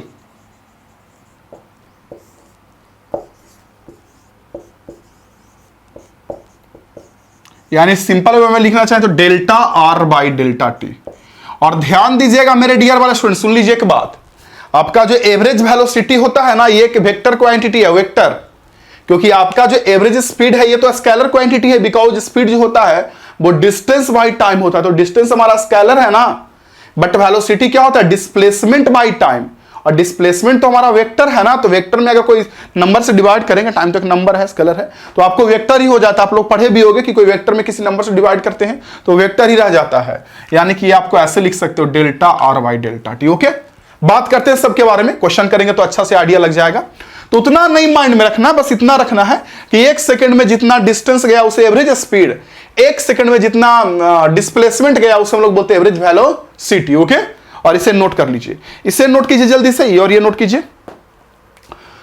चलिए नोट तो कर ही रहे होंगे, एक साथ साथ मुझे और एक क्वेश्चन का आंसर दीजिए आप कि एवरेज स्पीड का एसआई यूनिट क्या होगा और एवरेज वेलोसिटी का क्या होगा, बताइए तो मुझे क्या लगता है आप लोगों को, एवरेज स्पीड का एसआई यूनिट क्या होगा और एवरेज वेलोसिटी का क्या होगा, सोचिए तो। स्पीड है डिस्टेंस बाय टाइम, तो डिस्टेंस का होता है मीटर, ऊपर में मीटर आ गया, टाइम का सेकंड यानी मीटर बाय सेकंड, तो मीटर बाय सेकंड लिखो, या उसी मीटर जो नीचे में आया ऐसे मीटर और डिवाइड बाय सेकंड, या इसी मीटर बाय सेकंड को ऐसे लिखिए जिसे बोलते हैं मीटर पर सेकंड, या इसी सेकंड को ऊपर लेकर चले जाइएगा इस सेकंड को, तो बन जाएगा सेकंड का पावर -1, उसे भी बोलते हैं मीटर पर सेकंड। तो देख लीजिए यहां से एवरेज स्पीड का यूनिट हमारा मीटर पर सेकंड हो गया, एवरेज वेलोसिटी का यूनिट क्या होगा ये बताइए मुझे, जल्दी से बताइए। एवरेज स्पीड का यूनिट हो गया मीटर पर सेकंड, क्या लगता है आपको एवरेज वेलोसिटी का यूनिट क्या होगा? मेरे सर इससे का भी मीटर पर सेकंड ही होगा, डिस्प्लेसमेंट का भी तो मीटर टाइम का सेकंड ही होता है ना, इसका भी मीटर पर सेकंड होगा। तो इतना लिख लेने का थोड़ा सा इंपॉर्टेंट पॉइंट में लिख लीजिए, नोट करके नंबर ए में लिखिए, जैसे उसमें लिखे थे ना नोट करके, वैसे लिखिए नंबर, नोट करके नंबर ए में, नोट करके नंबर ए में लिखिए। क्या लिखिएगा नंबर ए में? SI unit of average speed and average velocity is metre per second. Unit रटा नहीं जाता है, यूनिट आपको निकालने आना चाहिए। ऐसा नहीं कि आपको यूनिट निकालने नहीं आता और आप रटते जा रहे हो, रटते जा रहे हो, रटते जा रहे हो, रटते रटते कहां तक पहुंचोगे? नहीं कहीं, रटते रटते रुक जाइएगा लेकिन कहीं नहीं पहुंचेगा। इसलिए मैं आपको कह रहा हूं कि यूनिट रटा नहीं जाता बच्चे, समझा जाता है। आपको फॉर्मूला पता है कि स्पीड का होता है डिस्टेंस बाई टाइम, डिस्टेंस का मीटर, टाइम का सेकंड, तो निकाल लोगे तो मीटर पर सेकंड आ जाएगा। ओके, लिख लिए SI unit of average speed and average velocity is metre per second. दूसरा पॉइंट कि दोनों में बड़ा कौन होगा या दोनों बराबर होगा, इस पे क्वेश्चन करूंगा तो अच्छे से क्लियर होगा। मैं मुझे बताइए जल्दी से, दोनों में बड़ा कौन होगा या दोनों बराबर होगा, जल्दी बताइए मेरे बच्चे, मैं कह रहा हूं मेरे डियर वाले स्टूडेंट्स। स्पीड बड़ा होता है, वेलोसिटी छोटा होता है, या बराबर हो सकता है, लेकिन होगा तो ये बड़ा नहीं होगा, क्योंकि आपको टाइम तो सेम ही है, यहां से यहां जाना तो ऐसे गए टाइम तो सेम ही लेते हैं हम लोग ना। क्वेश्चन करेंगे तो आइडिया लगेगा। बट मैं क्या कह रहा हूं, डिस्टेंस बड़ा होता है ना, तो ऊपर वाला बड़ा, इसमें ऊपर वाला डिस्प्लेसमेंट छोटा है, तो ये बड़ा ये छोटा, तो ऊपर में इसमें बड़ा है, तो ये डिवाइड होकर बड़ा संख्या ना आएगा और ये छोटा आ जाएगा ना। तो लिखिए अगला term, average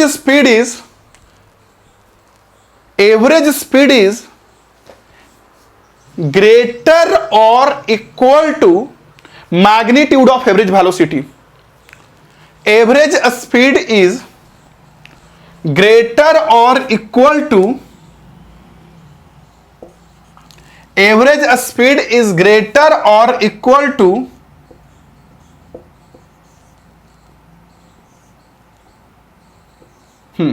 average speed is greater और equal to average magnitude of average velocity. Average velocity एक वेक्टर क्वांटिटी है और एवरेज स्पीड स्केलर क्वांटिटी। तो ऐसा नहीं बोल देंगे कि दोनों को कंपेयर कर देंगे, जैसे आपको 10 लीटर पानी और 10 मीटर कपड़ा को कंपेयर नहीं कर सकते हो, आप दोनों को तुलना नहीं कर सकते हो, दोनों अलग अलग क्वांटिटी है। और वैसे ही स्केलर वेक्टर तो अलग अलग क्वांटिटी दोनों हो गया। बट अगर हम इस वेक्टर में मैग्नीट्यूड लगा दे तो सिर्फ स्केलर के मतलब सिर्फ नंबर मिलेगा। एवरेज स्पीड और एवरेज वेलोसिटी में तो बड़ा छोटा बोल ही नहीं सकते ना, क्योंकि एक स्केलर एक वेक्टर है ना। लेकिन ये तो कह सकते हैं कि एवरेज स्पीड का जो वैल्यू होता है वो एवरेज वेलोसिटी नहीं बल्कि एवरेज वेलोसिटी के मैग्नीट्यूड से बड़ा होता है, क्योंकि इसमें तो डायरेक्शन भी ना होता, इसमें डायरेक्शन नहीं ना है, तो हम लोग तो दोनों बिना डायरेक्शन के दोनों को कंपेयर करेंगे ना। तो बिना डायरेक्शन का इसको बोलना, वेक्टर को बिना डायरेक्शन का बोलना का मतलब क्या हो गया, सिर्फ मैग्नीट्यूड की बात कर रहे हैं। तो वही मैं लिखा रहा था आप लोगों को, लिख लीजिए, फिर से रिपीट कर लीजिए। एवरेज स्पीड इज ग्रेटर और equal to magnitude of average velocity, greater और equal to magnitude of average velocity, greater और equal to magnitude of average velocity. लिख लीजिए बच्चे, बातें आइडिया लग गई। अगला लिखिए, अगला point, C number point, average speed आपका स्केलर क्वांटिटी है, लेकिन ये वेक्टर क्वांटिटी वो लिख लीजिए। लिखिए अगला point, next point, average speed is scalar quantity, average speed is scalar quantity but average velocity is vector quantity, average speed is scalar quantity but average velocity is vector quantity. इसलिए यहां vector लिखा है, displacement का vector by time interval, vector के जैसा उसमें question बनाना पड़ेगा, question करेंगे तो आइडिया लगेगा धीरे धीरे करके। ओके, ठीक है, हो गया स्टूडेंट्स। अच्छा, एक और लिखिए इसका डी नंबर, कि अगर हम लोग राउंड ट्रिप की बात करें, मान लीजिए कोई बॉडी यहां से चला और चलते चलते चलते चलते चलते चलते फिर से यहीं आ गया, तो राउंड ट्रिप की अगर बात करें तो राउंड ट्रिप में डिस्प्लेसमेंट तो जीरो हो जाएगा, और डिस्प्लेसमेंट अगर जीरो होगा, ये जीरो हो जाएगा, तो यहां से ऊपर में जीरो टाइम कुछ भी लगे, लेकिन जब एवरेज वेलोसिटी निकालिएगा तो ये भी जीरो ना आ जाएगा, क्योंकि डिस्प्लेसमेंट जीरो है। लेकिन राउंड ट्रिप में डिस्टेंस जीरो नहीं होता है, टाइम तो खैर जीरो नहीं होगा, यहां से आने में तो कुछ समय लगेगा ही, तो ये भी नहीं जीरो, ये भी नहीं जीरो, तो ये जीरो नहीं होगा, लेकिन ये जीरो हो जाएगा। जब कोई बॉडी मान लीजिए घर से चला, कोई कार को आप घर से निकाले और लौट के आप घर ही में आ गए, तो पूछ रहा है आपसे कि घर से जाने से लेकर के घर में आने तक के बीच एवरेज वेलोसिटी कितना होगा, तो वो जीरो होगा। लिखिए अगला D number point, in A round trip, मतलब राउंड मतलब जहां चले वहीं पे आगे, नहीं round trip, average velocity is zero, in A round trip average velocity is zero, round trip में एवरेज वेलोसिटी जो होता है वो जीरो होता है। ओके, लिख लिए। चलिए इस पे कुछ क्वेश्चंस कर लेते हैं, ये सब बहुत हार्ड नहीं, आसान है, इतना बार बार यूज आएगा तो हो जाएगा। माइंड में बस इतना रखना है कि वेलोसिटी एक डिस्प्लेसमेंट बाई टाइम है और एक वेलोसिटी बाई टाइम है, सॉरी डिस्टेंस बाई टाइम है, बस। इस पे कुछ क्वेश्चन करते हैं बच्चे, फिर इंस्टेंटेनियस पे हम लोग आएंगे, उससे रिलेटेड क्वेश्चन तो आगे देखेंगे अगले क्लास में, इंस्टेंटेनियस से related, instantaneous speed, instantaneous velocity वगैरह क्या होता है उससे रिलेटेड क्वेश्चन आगे देखेंगे, बट इससे रिलेटेड हम लोग कुछ क्वेश्चन देख लेते हैं।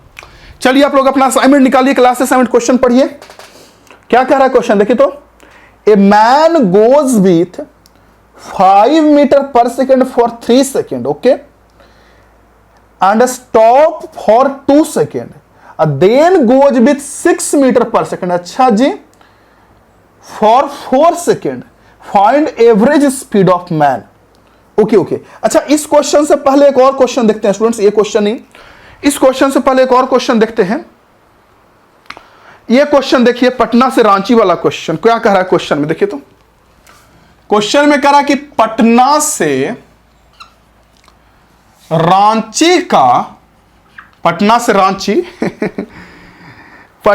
रांची का एयर के जरिए, एयर का मतलब हो गया हवा, मतलब एरोप्लेन, एरोप्लेन के जरिए 260 किलोमीटर डिस्टेंस है, जबकि रोड बस के जरिए 320 किलोमीटर। ओके, पटना से रांची बस के जरिए, मान लीजिए बस ऐसे घुमा घुमा कर लेकर जाएगा, तो ये दूरी 320 किलोमीटर है, क्वेश्चन में दे रखा है, देखिएगा ध्यान से। मैं थोड़ा ऊपर करता हूं क्योंकि जगह कम हो जाएगा, हो सकता है बनाते वक्त, तो मैं ऊपर बनाता हूं। फिर से मैं कह रहा हूं, पटना से रांची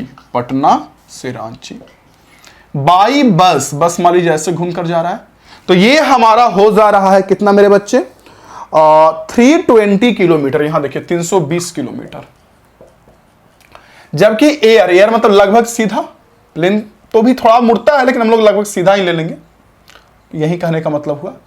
प्लेन का मतलब वही कि प्लेन से जो दूरी पड़ रहा है वो 260 किलोमीटर पड़ रहा है, आपको समझ में आ रहा होगा कि क्या दिया हुआ है। जो ये हो गया डिस्टेंस और ये हो गया हमारा क्या हो गया बच्चे, डिस्प्लेसमेंट। ये देखो ये हो गया डिस्टेंस एक और एक हो गया हमारा डिस्प्लेसमेंट। देख रहे हैं? Yes sir. हाँ, तो 260 किलोमीटर डिस्प्लेसमेंट हो गया, 320 किलोमीटर हमारा डिस्टेंस हो गया। तो कह रहा है क्वेश्चन में कि एक एरोप्लेन 30 मिनट का टाइम लेता है। एरोप्लेन 30 मिनट यानी हाफ आवर। एरोप्लेन जो है एयर से जो लगता है वो 30 मिनट का टाइम, मतलब कितना, 1/2 घंटे का। और कह रहा बस से जो टाइम लगता है वो कितना लगता है बच्चे, बस से टाइम लगता है हमारा कितना, 8 घंटा। देखिएगा क्वेश्चन में लिखा हो बस से लगता है 8 घंटा का टाइम। तो सबसे पहला क्वेश्चन में क्या कह रहा है वो देखिए। सबसे पहला में कह रहा है find the average speed of plane. Plane का एवरेज स्पीड, प्लेन का एवरेज स्पीड, किसका, प्लेन का, प्लेन का, प्लेन। तो बताइए तो एवरेज स्पीड इक्वल टू क्या होता है, बताइए मुझे, डिस्टेंस बाय टाइम, हाँ कि ना। फिर से मैं रिपीट कर रहा हूं, एवरेज स्पीड इक्वल टू क्या होता है, डिस्टेंस बाय टाइम। तो डिस्टेंस कितना है प्लेन के लिए, प्लेन प्लेन प्लेन प्लेन के लिए कह रहा है, प्लेन के लिए डिस्टेंस कितना है, 260। प्लेन तो इसी रास्ता से जा रहा है ना, तो प्लेन के लिए जितना डिस्टेंस होगा उतना डिस्प्लेसमेंट। प्लेन तो सीधा जा रहा है, टू। हाँ ये बात है कि बस के लिए डिस्टेंस ये होगा और शॉर्टेस्ट पाथ बस के लिए यानी ये हो जाएगा डिस्प्लेसमेंट। बस के लिए, बस यहां से ऐसे ऐसे चला तो डिस्टेंस तो ये होगा, लेकिन डिस्प्लेसमेंट ये ना होगा बस के लिए। लेकिन प्लेन तो सीधा जा रहा है, तो प्लेन के लिए जो डिस्टेंस होगा वो डिस्प्लेसमेंट होगा, आप लोग को पता है। तो एवरेज स्पीड प्लेन का कह रहा है, कितना कह रहा है बच्चे, डिस्टेंस प्लेन का 260, टाइम प्लेन का कितना लगा, हाफ। सॉल्व कर लेना, ये 260 इंटू 2 हो जाएगा। आप इसे सॉल्व कर लोगे, इतना तो आप लोग कर ही सकते, इतना तो आप लोग उससे मैं आशा कर ही सकता हूं कि आप लोग कर लोगे। ओके, 520 आ जाएगा क्या, हाँ 520 kilometre per hour, 520 kilometre per hour, बिल्कुल सही है। बी में क्या कह रहा है, बी में एवरेज स्पीड ऑफ प्लेन के बाद पढ़ो पढ़ो पढ़ो पढ़ो पढ़ो, पढ़िए पढ़िए पढ़िए। Average speed of bus, average speed bus का, तो यहां भी क्या होगा, डिस्टेंस बाय टाइम की डिस्प्लेसमेंट बाय टाइम। जल्दी बोलो, स्पीड कह रहा है, वेलोसिटी नहीं है, speed speed speed. Delta R by delta T, अगर सिर्फ मैग्नीट्यूड की बात करें तो total displacement by total time. यहां DS by delta S by delta T भी कर सकते हो, कर दो वहीं। ओह रहने दीजिए डिस्टेंस से, क्या हम करते रहते हैं। डिस्टेंस बाई टाइम मतलब delta S by delta T, देखो डेल्टा एस। हाँ, तो एवरेज स्पीड की बस के लिए, तो बस के लिए distance by time, average speed कह रहा है ना, स्पीड कह रहा है delta S by delta T. बताइए बस के लिए डिस्टेंस कितना है, बस के लिए डिस्टेंस 320। बस इस रास्ता से गया तो बस के लिए डिस्टेंस 320 होगा ना। टाइम कितना होगा बस के लिए, बस कितना टाइम ले रहा है, 8 घंटा। सवेरे में क्या कह रहा हूं, कितना जाएगा, 40 किलोमीटर पर आवर। सी में क्या कह रहा है, सी में देखिए, सी में कह रहा है average velocity of plane, average velocity plane का। ये देखिए वेलोसिटी किसका, प्लेन का। क्या होता है वेलोसिटी का फार्मूला मेरे बच्चे, डिस्प्लेसमेंट बाय टाइम। पता है ना आप लोगों को, इतना तो आप लोगों को आइडिया होगा ही ना कि डिस्प्लेसमेंट बाय टाइम होता है वेलोसिटी। पता है डिस्प्लेसमेंट कितना होगा प्लेन के लिए, डिस्प्लेसमेंट कितना, प्लेन के लिए जो डिस्टेंस वो डिस्प्लेसमेंट, प्लेन तो सीधा गया है तो 260, अब बाय टाइम कितना, हाफ आवर। सॉल्व करोगे तो 520, सीधा गया है तो सेम ही ना सब चीज आ जाएगा। ओके, बट डी नंबर में एवरेज वेलोसिटी, यही क्वेश्चन मेनली था किसके लिए, बस के लिए करा है, वेलोसिटी ऑफ बस। वेलोसिटी इक्वल टू क्या होगा बच्चे, यहां भी होगा displacement by time, delta R by delta T.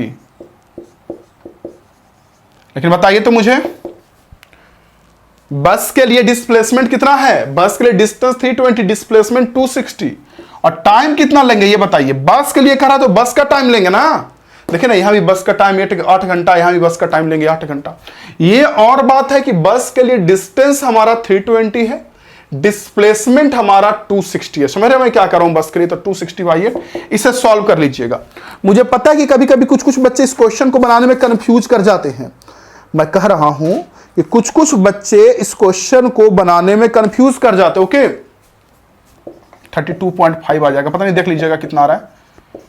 इसीलिए कंफ्यूज करते हैं ना बच्चे लोग, क्योंकि वो दोनों क्वेश्चन को एक ही साथ देखते हैं, एक ही साथ नहीं देखिए, कंफ्यूज कर रहे हैं तो दोनों को अलग अलग देखिए। बस के लिए अलग काम कीजिए और इसके लिए अलग। बस के लिए जब करना तो सिर्फ बस ही का फिगर ड्रॉ कीजिए, बस का कि 320 हो गया, टाइम लगा 8 घंटा और डिस्प्लेसमेंट हो जाएगा हमारा कितना 260। सिर्फ बस ही के लिए कीजिए, डिस्टेंस या डिस्प्लेसमेंट या टाइम 8 घंटा, चाहिए ये निकाले चाहे इधर से निकाले, टाइम तो वही लेंगे ना बस के लिए, बस का टाइम लेंगे। प्लेन की बात करेंगे तो प्लेन सीधा गया, तो डिस्टेंस भी यही, डिस्प्लेसमेंट भी है, टाइम हमारा हाफ आवर, आधा घंटा। आइडिया लगा? ओए बच्चे, लगा आइडिया क्या? आइडिया लगा क्या बाबू? आइडिया लगा क्या? ओके, आइडिया लगा तो मैं साइड हो जाता हूं। इस क्वेश्चन को जल्दी से आप नोट कीजिए, तो नेक्स्ट क्वेश्चन चलेंगे स्टूडेंट्स। इसको जल्दी से नोट कीजिए, मैं साइड होता हूं, जल्दी से नोट कीजिए। ओके, तो साफ करता हूं इसके बाद, और साफ करने के बाद आगे बढ़ता हूं। साफ कर रहा हूं इसे, साफ साफ साफ हो जा, साफ साफ साफ हो जा। और नेक्स्ट क्वेश्चन भी जरा पढ़िए, तो ट्राई कीजिए। नेक्स्ट क्वेश्चन देखता हूं ट्राई कर पाते हैं आप लोग कि नहीं। ट्राई कीजिए नेक्स्ट क्वेश्चन, देखिए क्या कह रहा है नेक्स्ट क्वेश्चन। अगले क्वेश्चन में बना सकते हैं क्या? अगले क्वेश्चन में क्या कह रहा है? एक पर्सन है, अपने घर से जब जा रहा था तो 12,352 किलोमीटर उसके गाड़ी में, कार में रीडिंग था 12,352। करेक्ट, पर्सन अपने घर से निकल रहा था, मान लीजिए निकल रहा था, तो गाड़ी में जो रीडिंग था 12,352 यानी 12,352। ओके, और जब लौट कर आया तो 12,1416 रीडिंग था गाड़ी में, 12 कितना 416। और कितने देर में आया लौट कर? भाई ये सब दिया हुआ है कि नहीं दिया हुआ है? आफ्टर 2 आवर्स, आने में टाइम लग गया बीच में 2 घंटा, 2 आवर कहीं गया और फिर लौट करिए। गाड़ी का मीटर मैंने बनाया है, यहां पे देखिए, ये मैंने गाड़ी का, कार का मीटर बनाया है। ओके, तो कह रहा है क्वेश्चन में कि आपको यहां से यहां तक आया तो एवरेज स्पीड कितना होगा, एवरेज वेलोसिटी कितना होगा। सेम से वही चीजें राउंड ट्रिप में, तो एवरेज वेलोसिटी ऐसे ना 0 बोल देंगे। घर में गया, लौट कर घर में ही आया, तो कार का इतना था रीडिंग, तो डिस्प्लेसमेंट तो 0 हो जाएगा। तो अगर आप एवरेज वेलोसिटी निकालिएगा तो वो होता है डिस्प्लेसमेंट बाय टाइम। क्या होता है? रिपीट कीजिए, क्या होता है? Displacement by time. और डिस्प्लेसमेंट तो हमारा 0 है मेरे शेर, टाइम जो भी लगे, 2 घंटा लगे, 4 घंटा लगे, जो भी, तो ये 0 हो जाएगा। वहीं अगर एवरेज स्पीड निकालिएगा तो वो 0 नहीं होगा, क्योंकि वो होता है डिस्टेंस बाय टाइम। और डिस्टेंस आप निकाल सकते हो, जाते वक्त इतना रीडिंग आया तो इतना रीडिंग था, बीच में कितना किलोमीटर चला होगा पता चल गया होगा ना। अगर मोटरसाइकिल वगैरह चलाते होंगे तो पता होगा, डिस्टेंस बाय टाइम कितना, 12,416 माइनस 12,352 बाय टाइम 2 घंटा। सॉल्व करके यहां से खटाक से निकाल लेंगे जितना जल्दी हो सका। देखिए क्या आंसर आ रहा है, सॉल्व कीजिए आप लोग। क्या आंसर आ रहा है उसका, सॉल्व कीजिए। 32 ना, 32 आ रहा है। ओके बच्चे, 32 आ रहा है, 32 किलोमीटर पर आवर। सॉल्व आप कर सकते हो। ओके, तो मैं साइड हटता हूं, इस क्वेश्चन को बनाइए, फिर से नोट कीजिए। मैं साइड हटता हूं और इसके बाद नेक्स्ट क्वेश्चन दूंगा। साइड हटता हूं, नोट कीजिए इसे। कर लिए note? Okay okay students, note कर लिए तो बहुत अच्छी बात है। करता हूं इसे साफ, और नेक्स्ट क्वेश्चन देखिए, सब आपको क्लास असाइनमेंट में मिल जाएगा, सब। देखिए नेक्स्ट क्वेश्चन क्या कहा जा रहा है, देखिए नेक्स्ट क्वेश्चन क्या कह रहा है स्टूडेंट्स। नेक्स्ट क्वेश्चन में कहा जा रहा है एक आदमी के बारे में कि एक आदमी goes with 5 metre per second for 3 second. Okay, stop for 2 second, फिर 6 से 4 करे तो फाइंड एवरेज स्पीड। कोई बात नहीं है, देखिए, a man goes with 5 metre per second for 3 second. एक आदमी 3 सेकेंड के लिए, t इक्वल टू 0 से t equal to 3 second, 3 second के लिए कितने स्पीड से गया? 5 के स्पीड से गया। 5 ही बोल रहा है ना, एक बार क्वेश्चन में दिख रहा हूं, हाँ 5 ही बोल रहा है। ओके, 5 बोल रहा है। फिर कह रहा है स्टॉप फॉर 2 सेकेंड, यहां 2 सेकेंड के लिए रुक गया। वाह जी वाह, 2 सेकेंड के लिए रुका और फिर यहां से यहां कह रहा है फिर चला। 2 सेकेंड मतलब लगता है फिर से चला ना, 6 मीटर पर सेकेंड से 4 सेकेंड के लिए। ओके, 6 मीटर पर सेकंड से यहां पे चला 4 सेकंड के लिए, यहां से यहां का टाइम 4 है, यानी यहां से यहां 3, फिर 3 2 5 और 5 4 9, यहां पे टाइम हो जाएगा 9 सेकंड टोटल। यहां से 6 मीटर पर सेकंड 4 सेकंड के लिए लिख रहा हूं यहां पे। उसके बाद 5 मीटर पर सेकंड कितने देरी के लिए चला, 3 सेकंड के लिए। तो कह रहा है क्या क्वेश्चन में निकालिए भाई, एवरेज स्पीड। एवरेज स्पीड क्या होता है? अच्छा, एवरेज स्पीड क्या होता है? क्या होता है average speed? Total distance by total time. आपको टोटल डिस्टेंस निकालना पड़ेगा ना, टोटल टाइम निकालना पड़ेगा ना। टोटल टाइम तो आपको पता ही है, 0 सेकंड से यहां तक का टाइम हो गया 9 सेकंड, क्योंकि 3 सेकंड इधर चला, 2 सेकंड रुका तो 3 2 5 और 4 सेकंड फिर चला, तो टोटल 9 सेकंड। टाइम तो पता है आपको, ये डिस्टेंस निकालना पड़ेगा। डिस्टेंस निकालना पड़ेगा, कैसे निकालेगा डिस्टेंस? 5 की स्पीड से 3 सेकंड के लिए गया, जल्दी बताइए डिस्टेंस कितना होगा? 5 के स्पीड से 3 के लिए गया तो डिस्टेंस कितना होगा? डिस्टेंस इक्वल टू क्या होता है? Speed into time. अभी ना पढ़े थे हम लोग, speed equal to distance by time. अभी ना पढ़े ये चीज, तो distance equal to speed into time होता है ना। तो ये डिस्टेंस कितना होगा स्पीड इनटू टाइम करेंगे तो जल्दी बोलिए। स्पीड है 5, टाइम है 3, बताइए 15 मीटर, बिल्कुल सही है। और ये डिस्टेंस मेरे से, ये डिस्टेंस कितना होगा? 6 से चला 4 सेकंड के लिए 24 मीटर। तो कर दीजिए, एवरेज स्पीड इक्वल टू होता है total distance by total time. देखिए, जब तक आप क्वेश्चन नहीं ना प्रैक्टिस कीजिएगा तब तक चीजों को भूलिएगा। चीजों को याद रखने का मात्र और एकमात्र तरीका है क्वेश्चंस प्रैक्टिस करना। आप माइंड में डाल लो कि अगर आप क्वेश्चन प्रैक्टिस नहीं करोगे तो चीजों को भूलोगे। टोटल डिस्टेंस कितना हो गया शेर मेरे? 15 24, 15 प्लस 24, टोटल टाइम कितना हो गया? 9। ओके, 39 बाई 9 ना, कितना आ जाएगा सॉल्व करने पे? 4 पॉइंट सॉल्व करेंगे तो 4 पॉइंट कुछ आ जाएगा, 4.3 आ जाएगा क्या? 4.3। ओके, तो 36 ना 3, हाँ सही है, 4.3 मीटर लगभग में, 4.3 मीटर पर सेकंड लेकर चलेंगे। तो ये आया हमारा एवरेज स्पीड। अब इस क्वेश्चन को जल्दी से नोट कीजिए, जल्दी से, तब तक मैं इधर साइड होता हूं। और नोट अगर आप इस क्वेश्चन को कीजिएगा, उसके बाद इसी में आगे मैं आप लोगों को इंस्टैंटेनियस स्पीड और इंस्टैंटेनियस वेलोसिटी बताऊंगा। फिर उसके बाद इंस्टैंटेनियस खत्म होने के बाद एवरेज स्पीड, एवरेज एक्सेलरेशन और एवरेज वेलोसिटी बताऊंगा। और वो बताने के बाद मेरे डियर वाले स्टूडेंट्स आज का क्लास खत्म करेंगे। फिर हम लोग आगे अगले दिन न्यूमेरिकल्स प्रैक्टिस करेंगे, क्वेश्चंस प्रैक्टिस करेंगे। मैं साइड हट गया, नोट कीजिए इसे जल्दी से, जितना जल्दी हो सके। और एक बात जान लीजिए बच्चे, सक्सेस के लिए ना आपको प्रैक्टिस करना पड़ेगा। अगर आप प्रैक्टिस नहीं ना कर सकते तो सफलता को भूल जाओ। मैं फिर से रिपीट कर रहा हूं, अगर आप प्रैक्टिस नहीं कर सकते हैं तो सफलता को भूल जाइए, आपको सफलता मिलने से रहा। सफलता के लिए, सक्सेस के लिए तो आपको प्रैक्टिस करना ही पड़ेगा, बहुत करना पड़ता है बच्चे, बहुत प्रैक्टिस करनी पड़ती है। चीज़ों को भूलोगे, फिर उसके बाद पढ़ोगे, प्रैक्टिस करोगे, याद होगा, फिर भूल जाओगे, फिर याद करोगे। ऐसी प्रैक्टिस करते करते करते करते फिर परमानेंट माइंड में वो चीज़ें चली जाती हैं। अगर आप ये सोचोगे कि पहली बार पढ़े और उसके बाद सारा क्वेश्चंस बना दे, तो पहली बात कि अगर आपको नहीं नॉलेज है तो नहीं नॉलेज है, ठीक है। लेकिन अगर आपको नॉलेज होते हुए भी तुम ये सोच रहे हो तब तुम बेवकूफ़ हो। नहीं ऐसे होता है। क्वेश्चंस न्यूमेरिकल्स एक जमा पूंजी होती है, क्वेश्चंस बनाते बनाते बनाते बनाते क्वेश्चन बनता है। ओके, ठीक है। साफ कर रहा हूं, साफ नहीं से करूंगा, इसी से मुझे समझाना है। इंस्टैंटेनियस स्पीड और इंस्टैंटेनियस वेलोसिटी मुझे आप लोगों को समझाना है कि क्या होता है। जो देखिए मेरी बात सुनिए, क्या होता है मैं समझाता हूं आपको। जैसे आप मुझे बताओ कि जो एवरेज स्पीड हम लोग निकालते हैं ना, वो रियल कभी नहीं होता है। वो एक लंबे ड्यूरेशन के लिए, लंबे टाइम के लिए एवरेज बताता है कितना से वो गया होगा, लेकिन रियली में उतना से वो नहीं गया। जैसे देखिए ना, एग्जांपल आपको बता रहा हूं कि यहां से यहां आप लोगों ने एवरेज स्पीड निकाला, यहां से यहां 0 से 9 सेकंड के बीच कितना आया? 4.3। मतलब ये कह रहा है कि हम, जो भी इंसान गया होगा, आदमी गया होगा, एवरेज 4.3 के स्पीड से गया होगा, एवरेज 4.3 के स्पीड से, जो कि रियलिटी से दूर दूर है। आदमी 4.3 से गया ही नहीं। देखिए तो गया है क्या कहीं? देखिए तो यहां गया है 5 से, यहां 6 से, और यहां पे रुका हुआ है, इस जगह पे 2 सेकंड के लिए रुक गया, यानी 0 स्पीड था, और एवरेज स्पीड 4.3 आया।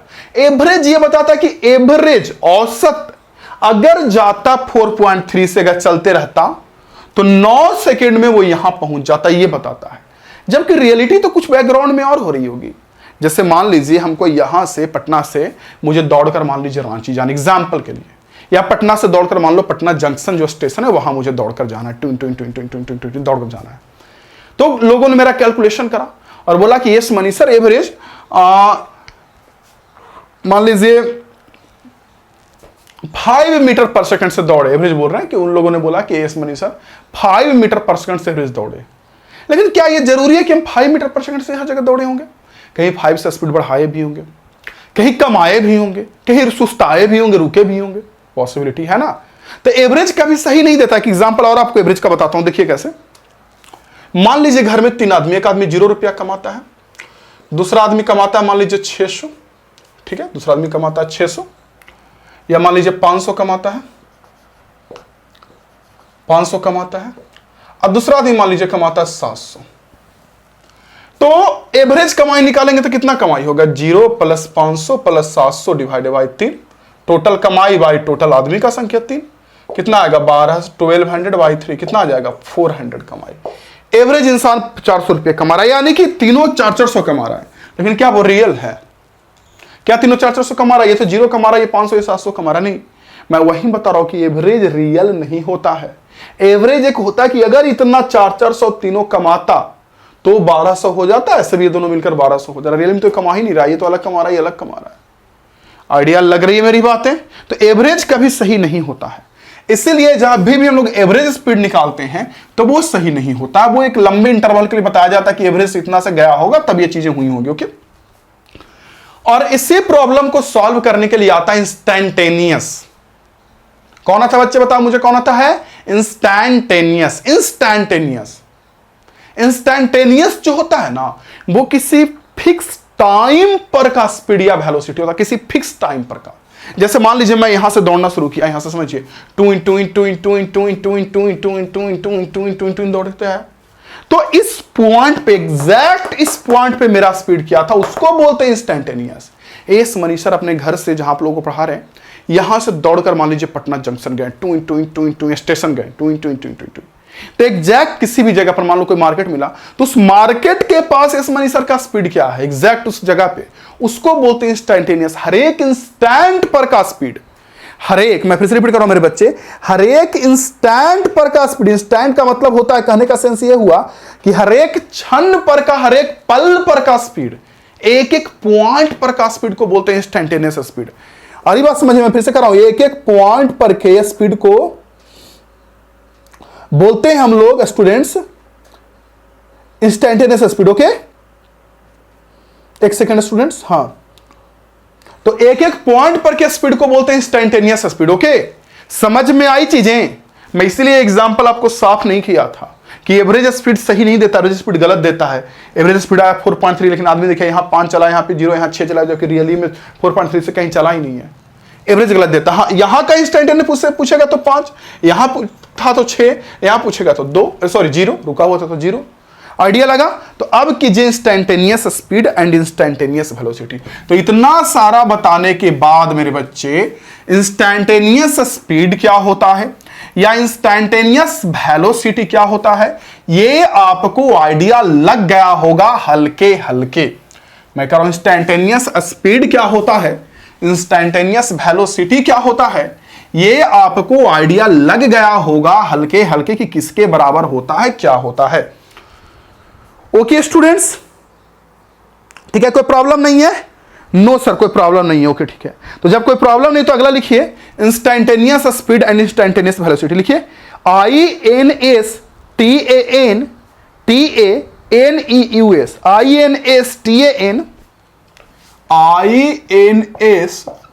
INSTAN, instant. इंस्टेंट का मतलब क्या होता है? क्षण पल। INSTANTANEOUS, instantaneous speed and instantaneous velocity.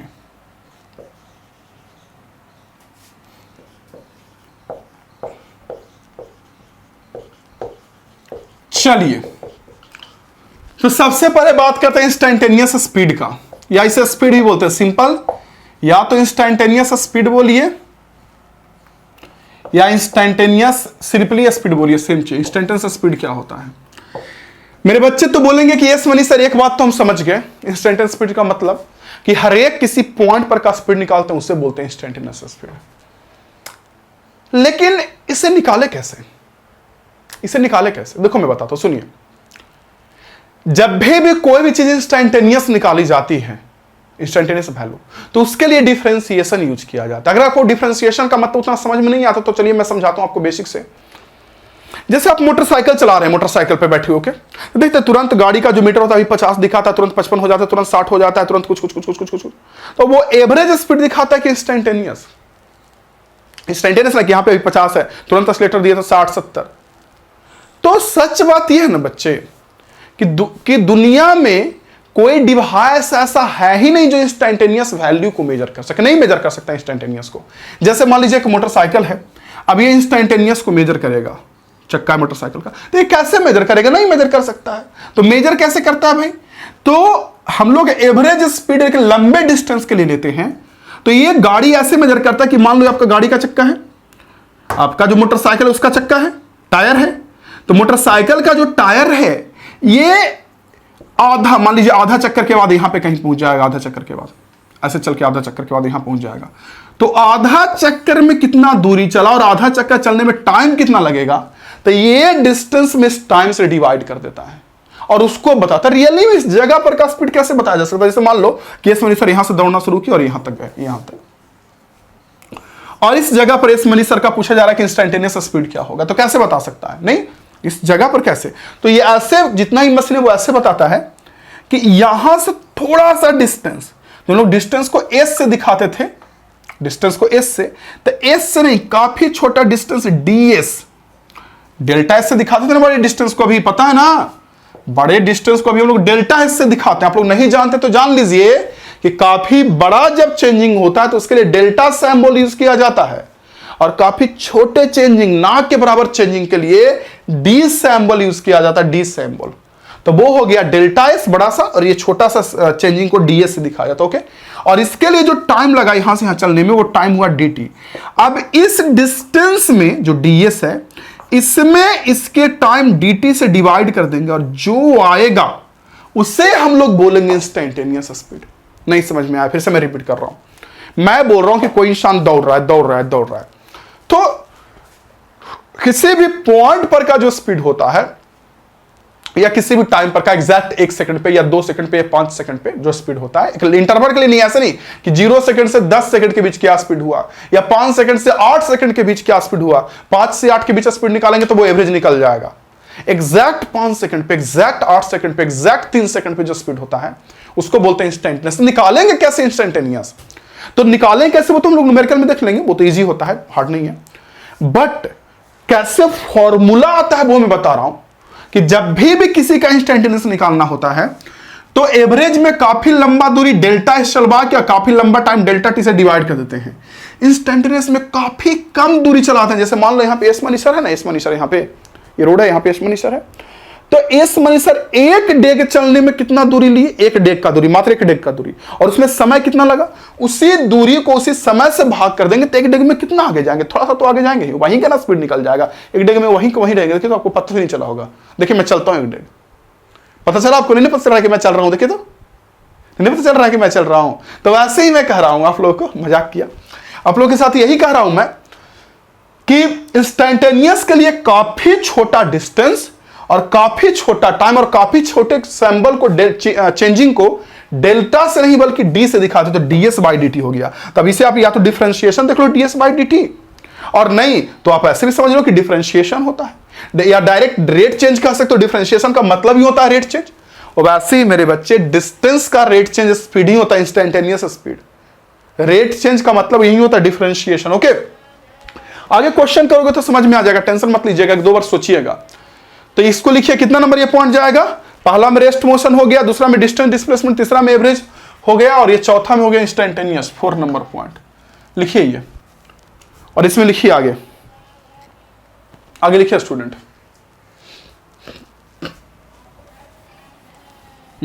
लिखिए instantaneous speed is the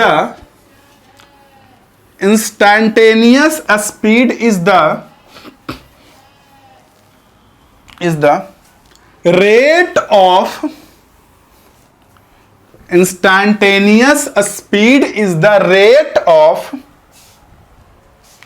change of distance with respect to time. Rate of change of distance with respect to time. फिर से करो, instantaneous speed is the rate of change of distance with respect to time. Okay यानी time के respect में rate of change of distance with respect to time. हो गया, लिख लिए। तो चलिए मैं उसी में पैराग्राफ चेंज करके लिख लीजिए, नीचे उसी में आगे लिख लीजिए पैराग्राफ चेंज करके। Instantaneous velocity is the rate of change of displacement. Instantaneous velocity is the rate of change of displacement. जो इंस्टैंटेनियस वेलोसिटी होता है वो डिस्प्लेसमेंट का मेरे बच्चे रेट चेंज होता है। किसका रेट चेंज होता है बताओ मुझे? डिस्प्लेसमेंट का रेट चेंज होता है। ओके, डिस्प्लेसमेंट का रेट चेंज, ठीक है। तो इंस्टैंटेनियस स्पीड हो गया, इंस्टैंटेनियस वेलोसिटी हो गया, ठीक है ना। तो इंस्टैंटेनियस स्पीड अगर निकालेंगे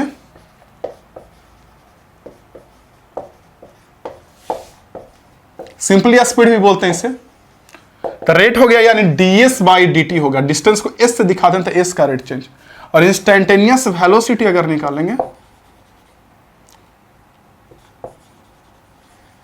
सिर्फ मैग्नीट्यूड की अगर बात करूं तो वो हो जाएगा हमारा dr बाई dt। अगर डायरेक्शन की बात करूं तो वेक्टर लगा लेंगे यहां पे, तो क्या हो जाएगा वो मेरा dr बाई dt। आइडिया लग गया मेरी बातें? इससे भी जरा नोट कीजिए। इसमें सेम चीजें रहेगी, यूनिट भी वगैरह सेम रहेगा, मीटर पर सेकंड। ऊपर में डिस्टेंस है ना, ds में तो काफी छोटा डिस्टेंस, लेकिन डिस्टेंस तो डिस्टेंस है। नीचे में टाइम है, dt में तो काफी छोटा टाइम। तो चीजें तो बिल्कुल सेम है बच्चे, पहले ही जैसा यूनिट वगैरह सेम रहेगा। बस एक इसमें लिखाना है नोट में, इसको पहले नोट कीजिए फिर नोट में लिखवाता हूं। नोट कीजिए, कर लिए? ठीक है, जरा इसको नोट कर लिए तो जरा लिखिए। इसके बाद क्या आपको ये लिखना है ना इसमें नोट में कि जैसे एवरेज स्पीड और एवरेज वेलोसिटी में एवरेज स्पीड बड़ा होता था, एवरेज वेलोसिटी छोटा होता था। मैग्नीट्यूड की बात करो, एवरेज वेलोसिटी के मैग्नीट्यूड की बात, इसमें कौन बड़ा कौन छोटा रहेगा ये बताइए? इसमें कौन बड़ा कौन छोटा रहेगा? इसमें दोनों सेम होता है। क्यों? सुनिए क्यों। क्योंकि अगर एवरेज स्पीड या एवरेज वेलोसिटी की बात करेंगे तो वो एक लंबे समय के लिए निकलता है, लेकिन इंस्टैंटेनियस स्पीड या इंस्टैंटेनियस वेलोसिटी, जैसे कोई इंसान मान लो यहां है, टाइम तो सेम ही लगेगा, यहां है और तुरंत यहां से यहां एकदम ना दिखने वाला चेंज, एकदम छोटा सा चेंज, तुरंत यहां से यहां के टाइम को हम लोग बोल रहे हैं ds डिस्टेंस को, और जो डिस्प्लेसमेंट होगा उसे बोल रहे हैं dr। तो इतने दूरी के लिए क्या डिस्टेंस क्या डिस्प्लेसमेंट सेम ही ना दोनों हो जाएगा, ds और dr। इतने दूरी के लिए इसके मैग्नीट्यूड की बात करो, दोनों सेम ही ना हो जाएगा ds और dr। तो सेम ही हो जाएगा, दोनों वैल्यू सेम हो जाएगा ना। तो इंस्टैंटेनियस स्पीड और इंस्टैंटेनियस वेलोसिटी का मैग्नीट्यूड दोनों सेम होता है। फिर से कह रहा हूं कि डायरेक्ट स्पीड वेलोसिटी नहीं बोलेंगे, अगर कभी बोल दी हम तो गलती से बोल देते हैं, या सब टीचर बोल देते हैं यूजुअली, बट वो बोलना नहीं चाहिए क्योंकि एक स्केलर और एक वेक्टर है। तो जब भी स्केलर वेक्टर को कंपेयर करते हैं, तुलना करते हैं, तो वेक्टर के मैग्नीट्यूड के साथ तुलना करते हैं। इसका मैग्नीट्यूड इसको के साथ तुलना करेंगे। ओके, तो नोट में लिख लीजिए, instantaneous speed is equal to instantaneous speed is equal to instantaneous speed is equal to magnitude of instantaneous velocity। magnitude of instantaneous velocity, ठीक हो गया। इस पे क्वेश्चन हम लोग करेंगे बच्चे आगे, इस पे क्वेश्चन करेंगे आगे। और इसके बाद जो नेक्स्ट टर्म है 5th नंबर में, वो हमारा average acceleration and instantaneous acceleration. मुझे पता कि बहुत सारे बच्चे एक्सीलरेशन का रियल मतलब नहीं जानते हैं। हम बात करेंगे इस पे अगले क्लास में पूरा डिटेल में कि क्या होता है इसका मतलब, बट आज हम लोग बस डिफिनेशन तक ही रखेंगे। Average acceleration and instantaneous acceleration क्या होता है, अगले क्लास में इस पर डिटेल में बात करेंगे। ठीक है, चलिए बात करते हैं। देखिए एवरेज एक्सीलरेशन और इंस्टेंटेनियस एक्सीलरेशन क्या होता है। देखिए एवरेज एक्सीलरेशन, पहले जो एक्सीलरेशन होता है ना, वो ये बताता है कि वेलोसिटी के चेंजिंग का रेट क्या है, मतलब एक सेकंड में वेलोसिटी कितना चेंज हुआ होगा, वेलोसिटी एक सेकंड में कितना चेंज हुआ होगा। जैसे मान लीजिए कोई इंसान जा रहा है 10 मीटर के पर सेकंड से, देखिए 10 मीटर पर सेकंड से, और वो 10 ही से जा रहा है, 10 10 10 10 10 10 10 सेम 10 ही से, तो उसका जा तो रहा है, लेकिन उस इंसान का वेलोसिटी में कोई चेंजिंग नहीं है, 10 ही से जा रहा है, यानी वेलोसिटी चेंज नहीं है, मतलब एक्सीलरेशन में कोई जीरो है, एक्सीलरेशन है ही नहीं भाई। जैसे मैं 10 से जा रहा हूं तो 10 10 10 10 10 10, तो 10 ही से जा रहा हूं ना अगर मैं आगे, तो हमारा वेलोसिटी सेम है, ये तो पता ही आपको। यानी कोई एक्सीलरेशन नहीं है इंसान में। एक्सीलरेशन का मतलब होता है वेलोसिटी में चेंजिंग होना, एक्सीलरेशन का मतलब होता है वेलोसिटी में चेंजिंग होना। रियली में बॉडी में एक्सीलरेशन तब होता है जो उस पर फोर्स लगता है। F इक्वल टू एम में आप लोग फार्मूला पढ़े होंगे, force equal to mass into acceleration. तो इससे पता चलता है, आप लोग को पता भी होगा कि किसी बॉडी में एक्सीलरेशन तब आता है जब फोर्स लगता है। तो जब बॉडी पे पीछे से ऐसे फोर्स लगेगा तो स्पीड या तो बढ़ेगा या तो कमेगा। जैसे ऐसे तो और भी चीजें होती हैं, लेकिन अभी हम लोग शुरू पढ़ रहे हैं इसलिए बस इतना बोलेंगे कि या तो स्पीड बढ़ेगा या तो कमेगा। अगर इधर धक्का देगा तो बढ़ेगा, और अगर मान लीजिए जा रहा है उधर खींचेगा पीछे, ऐसे पकड़कर पीछे खींचेगा तो स्पीड घटेगा। समझ में आ रही बात। तो एक्सीलरेशन का मतलब होता है स्पीड में चेंजिंग का रेट, कि एक सेकंड में कितना स्पीड चेंज हुआ। जैसे मान लीजिए कोई इंसान है, समझिए कोई इंसान है, ये जा रहा है 10 मीटर पर सेकंड से, उदाहरण के लिए कर रहा हूं 10 मीटर पर सेकंड, ओके, और 10 से जा रहा है 2 × 2 × 2, और कुछ देर के बाद मान लो 3 सेकंड के बाद इसका स्पीड हो गया 25। स्पीड कितना हो गया 25 मीटर पर सेकंड। बताइए तो इसमें एक्सीलरेशन है कि नहीं है, बताइए। कार 10 से चल रहा, एक्सीलरेटर दिया 2 से, तो स्पीड बढ़ के हो गया 25। आदमी जा रहा, आदमी में एक्सीलरेटर दिया ऐसे 2 से, तो स्पीड 10 से बढ़कर हो गया 25। तो मैं आपसे पूछ रहा हूं मेरे से, इसमें एक्सीलरेशन है कि नहीं है? एक्सीलरेशन, स्पीड चेंज कर रहा है ना। तो कितना का चेंज हुआ ना, ना यहां था 10, यहां था 25, तो कितने का चेंज हुआ बताइए? 15 का। 15 का ही हुआ ना हमारा। कितने देर में? 3 सेकंड में। तो जो 15 का स्पीड चेंज हुआ उसे नहीं बोलते एक्सीलरेशन। ये बात सही है कि स्पीड चेंज होगा तभी आएगा एक्सीलरेशन, लेकिन ऐसा नहीं कि 15 का चेंज होता एक्सीलरेशन होगा, नहीं। 15 का चेंज हुआ 3 सेकंड में, 10 से 25, यानी स्पीड चेंज हुआ 15 का 3 सेकंड में। तो 15 का स्पीड 3 सेकंड में चेंज हुआ, तो 1 सेकंड में कितना का चेंज होगा स्पीड? 15/3 5। तो इसे बोलते हैं एक्सीलरेशन। एक्सीलरेशन होता है वेलोसिटी के चेंजिंग का रेट। एवरेज एक्सीलरेशन में सिंपली वेलोसिटी का चेंज बाय टाइम कर देंगे, change in velocity by change in time, जो टाइम लगा वो, और इंस्टेंटेनियस निकालना रहेगा तो फिर उस तरीके से डिफरेंशिएट करेंगे। इंस्टेंटेनियस तो डिफरेंशिएशन से निकाला जाता है। आइडिया लगी मेरी बात? चलिए पहले लिख लीजिए, उसके बाद मैं लिखा ही देता हूं आपको। ये माइंड में रखिएगा अभी मेरे लिए, जैसे जैसे आप आगे बढ़िएगा, देखिए आपको पेशेंस रखना पड़ेगा। इसमें कुछ कुछ टॉपिक्स ऐसा होगा जिसमें बिना पेशेंस का काम चल जाएगा, लेकिन इसमें आपको पेशेंस रखना पड़ेगा, और नहीं पेशेंस रखिएगा तो आप ही पिछड़ जाइएगा। 5 नंबर में लिख के इसके नीचे लिखिए, इसका तो यूनिट वगैरह सेम सब वही हो जाएगा। इसमें नीचे लिखिए, लिखिए average acceleration is defined as the change in velocity in 1 second. Average acceleration is defined as the change in velocity in 1 second. यानी जो एवरेज एक्सीलरेशन होगा, शॉर्टकट में ऐसे लिखते हैं एक्सीलरेशन को, हम लोग भी लिखेंगे ऐसे ही आगे जाके। आप लोग क्वेश्चन करोगे तो आइडिया लगेगा धीरे धीरे। मैं बोल रहा हूं मेरे स्टूडेंट्स की क्वेश्चन कीजिएगा, धीरे करके आइडिया लगेगा। तो एवरेज एक्सीलरेशन का जो वैल्यू होता है वो change in velocity bye simple time, simply divide से। एवरेज निकलता ही है सिंपली डिवाइड से एवरेज वैल्यू। समझ में आ रही है? और इंस्टेंटेनियस कैसे निकलता है? डिफरेंशिएशन से, यानी delta we by delta T. ये निकला एवरेज एक्सीलरेशन, ओके। वहीं अगर इंस्टेंटेनियस निकालते तो हो जाता डी भी by D T. dv by dt, velocity का डिफरेंशिएशन टाइम के रिस्पेक्ट में। और आगे क्वेश्चन करोगे तो मुझसे ट्रस्ट करो मुझ पे कि आगे क्वेश्चन कीजिएगा तो आगे क्वेश्चन करते करते करते करते करते करते ऑटोमेटिक, आगे क्वेश्चन करते करते करते करते ऑटोमेटिक ये सब चीजें याद हो जाएंगी। यार डिफिकल्ट शायद लग रहा होगा पहली बार पढ़ रहे हो तो, लेकिन मैं आपको सिक्योरिटी दिलाता हूं कि आगे जाके ये चीजें आसान हो जाती, बहुत आसान है। ठीक है बच्चे, लिख लिए, ये चीजें हो गई। ओके चलिए, तो इसमें लिख लीजिए, इसको नोट कीजिए, इसको नोट कीजिए, इसको नोट कीजिए।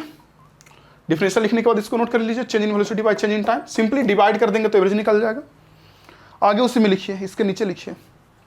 आप ऐसे भी लिख सकते हो, डेल्टा भी मतलब चेंज इन वेलोसिटी मतलब क्या, final velocity minus initial vector ना होता वेलोसिटी, स्पीड नहीं वेलोसिटी, ध्यान दीजिएगा। डेल्टा टी या डेल्टा टी रह दो या T2 माइनस T1 कर दो, टाइम का जो चेंजिंग है वो तो क्वेश्चन में देखेंगे। इसी के नीचे लिखिए इंस्टैंटेनियस के बारे में लिखिए, इंस्टैंटेनियस एक्सीलरेशन, जिसे एक्सीलरेशन भी कहा जाता है। Instantaneous acceleration is defined as the rate of change of velocity. Instantaneous acceleration is defined as the rate of change of velocity. Instantaneous acceleration क्या होगा, रेट मतलब क्या, rate of change of velocity with respect to time. ये भी लिख लीजिए, rate of change of velocity with respect to time. मैं पहले आप लोगों को बताया था कि किसके रिस्पेक्ट में रेट निकाल रहे हैं, ये बहुत वैल्यूएबल चीज है। यानी ए जो आ गया एक्सेलरेशन, वो dv बाई dt हो गया। ये बात आप लोग जान लो कि जिस चीज का सिंपल डिवाइड करके एवरेज निकालते हैं, उसी चीज को अगर डिफरेंशिएट कर दें तो इंस्टैंटेनियस निकल जाता है एक्सेलरेशन। नोट कीजिए इसे नोट कीजिए। यूनिट क्या होगा एक्सेलरेशन का, ये बताइए। देखिए, ऊपर में वेलोसिटी, नीचे में टाइम, तो वेलोसिटी का मीटर पर सेकंड यानी मीटर बाई सेकंड, वेलोसिटी का मीटर बाई सेकंड, और टाइम का एक और सेकंड, तो मीटर बाई सेकंड क्या हो जाएगा, मीटर बाई सेकंड स्क्वायर, यानी मीटर पर सेकंड स्क्वायर ना, ऊपर जा कैसे बन जाएगा, मीटर पर सेकंड स्क्वायर। तो यूनिट होता है एक्सीलरेशन का मीटर पर सेकंड स्क्वायर, वो भी लिख लीजिए। SI unit of acceleration is metre per second square. SI unit of acceleration is metre per second square. Okay, note कीजिए, इसे लिख लीजिए। मैं साफ कर देता हूं पूरा को। तो खैर चीजें बहुत हो गई, होमवर्क जो मिला होगा उसे बनाइएगा आगे, इस पे हम लोग आगे क्वेश्चन करेंगे इंस्टैंटेनियस वगैरह पे। एवरेज तो हम लोगों ने काम करा एवरेज का, इन सब के बारे में डिटेल और भी अच्छे से समझेंगे एक्सीलरेशन को आगे क्लासेस में, और इस पे खूब क्वेश्चंस करेंगे, खूब क्वेश्चंस, बहुत सारा क्वेश्चंस, आराम से क्वेश्चंस ही क्वेश्चन, ऐसे बोलिए बहुत सारा नहीं, क्वेश्चंस ही क्वेश्चंस हम लोग करेंगे, क्वेश्चंस ही क्वेश्चंस, ओनली क्वेश्चन। न्यूमेरिकल तो मेन इसमें होता है, काइनेमैटिक्स में न्यूमेरिकल से तो मेन होता है, थियरी तो बहुत कम है। ओके, तो आई होप स्टूडेंट्स कि आज का क्लास आप समझ गए होंगे। कोई प्रॉब्लम होगा तो पूछ लीजिएगा, कॉल करके डाउट पूछ लीजिएगा। मैं तो आप लोगों के साथ हूं ही। इस कोर्स के बारे में अपने दोस्तों को जरूर बताइएगा, उनको बताइएगा कि एस मनी सर पूरा कंप्लीट कोर्स करवा रहे हैं, क्लास 11th का कोर्स में ज्वाइन हो तो आप लोग सब ज्वाइन हो जाइएगा। थैंक यू, जय हिंद, वंदे मातरम।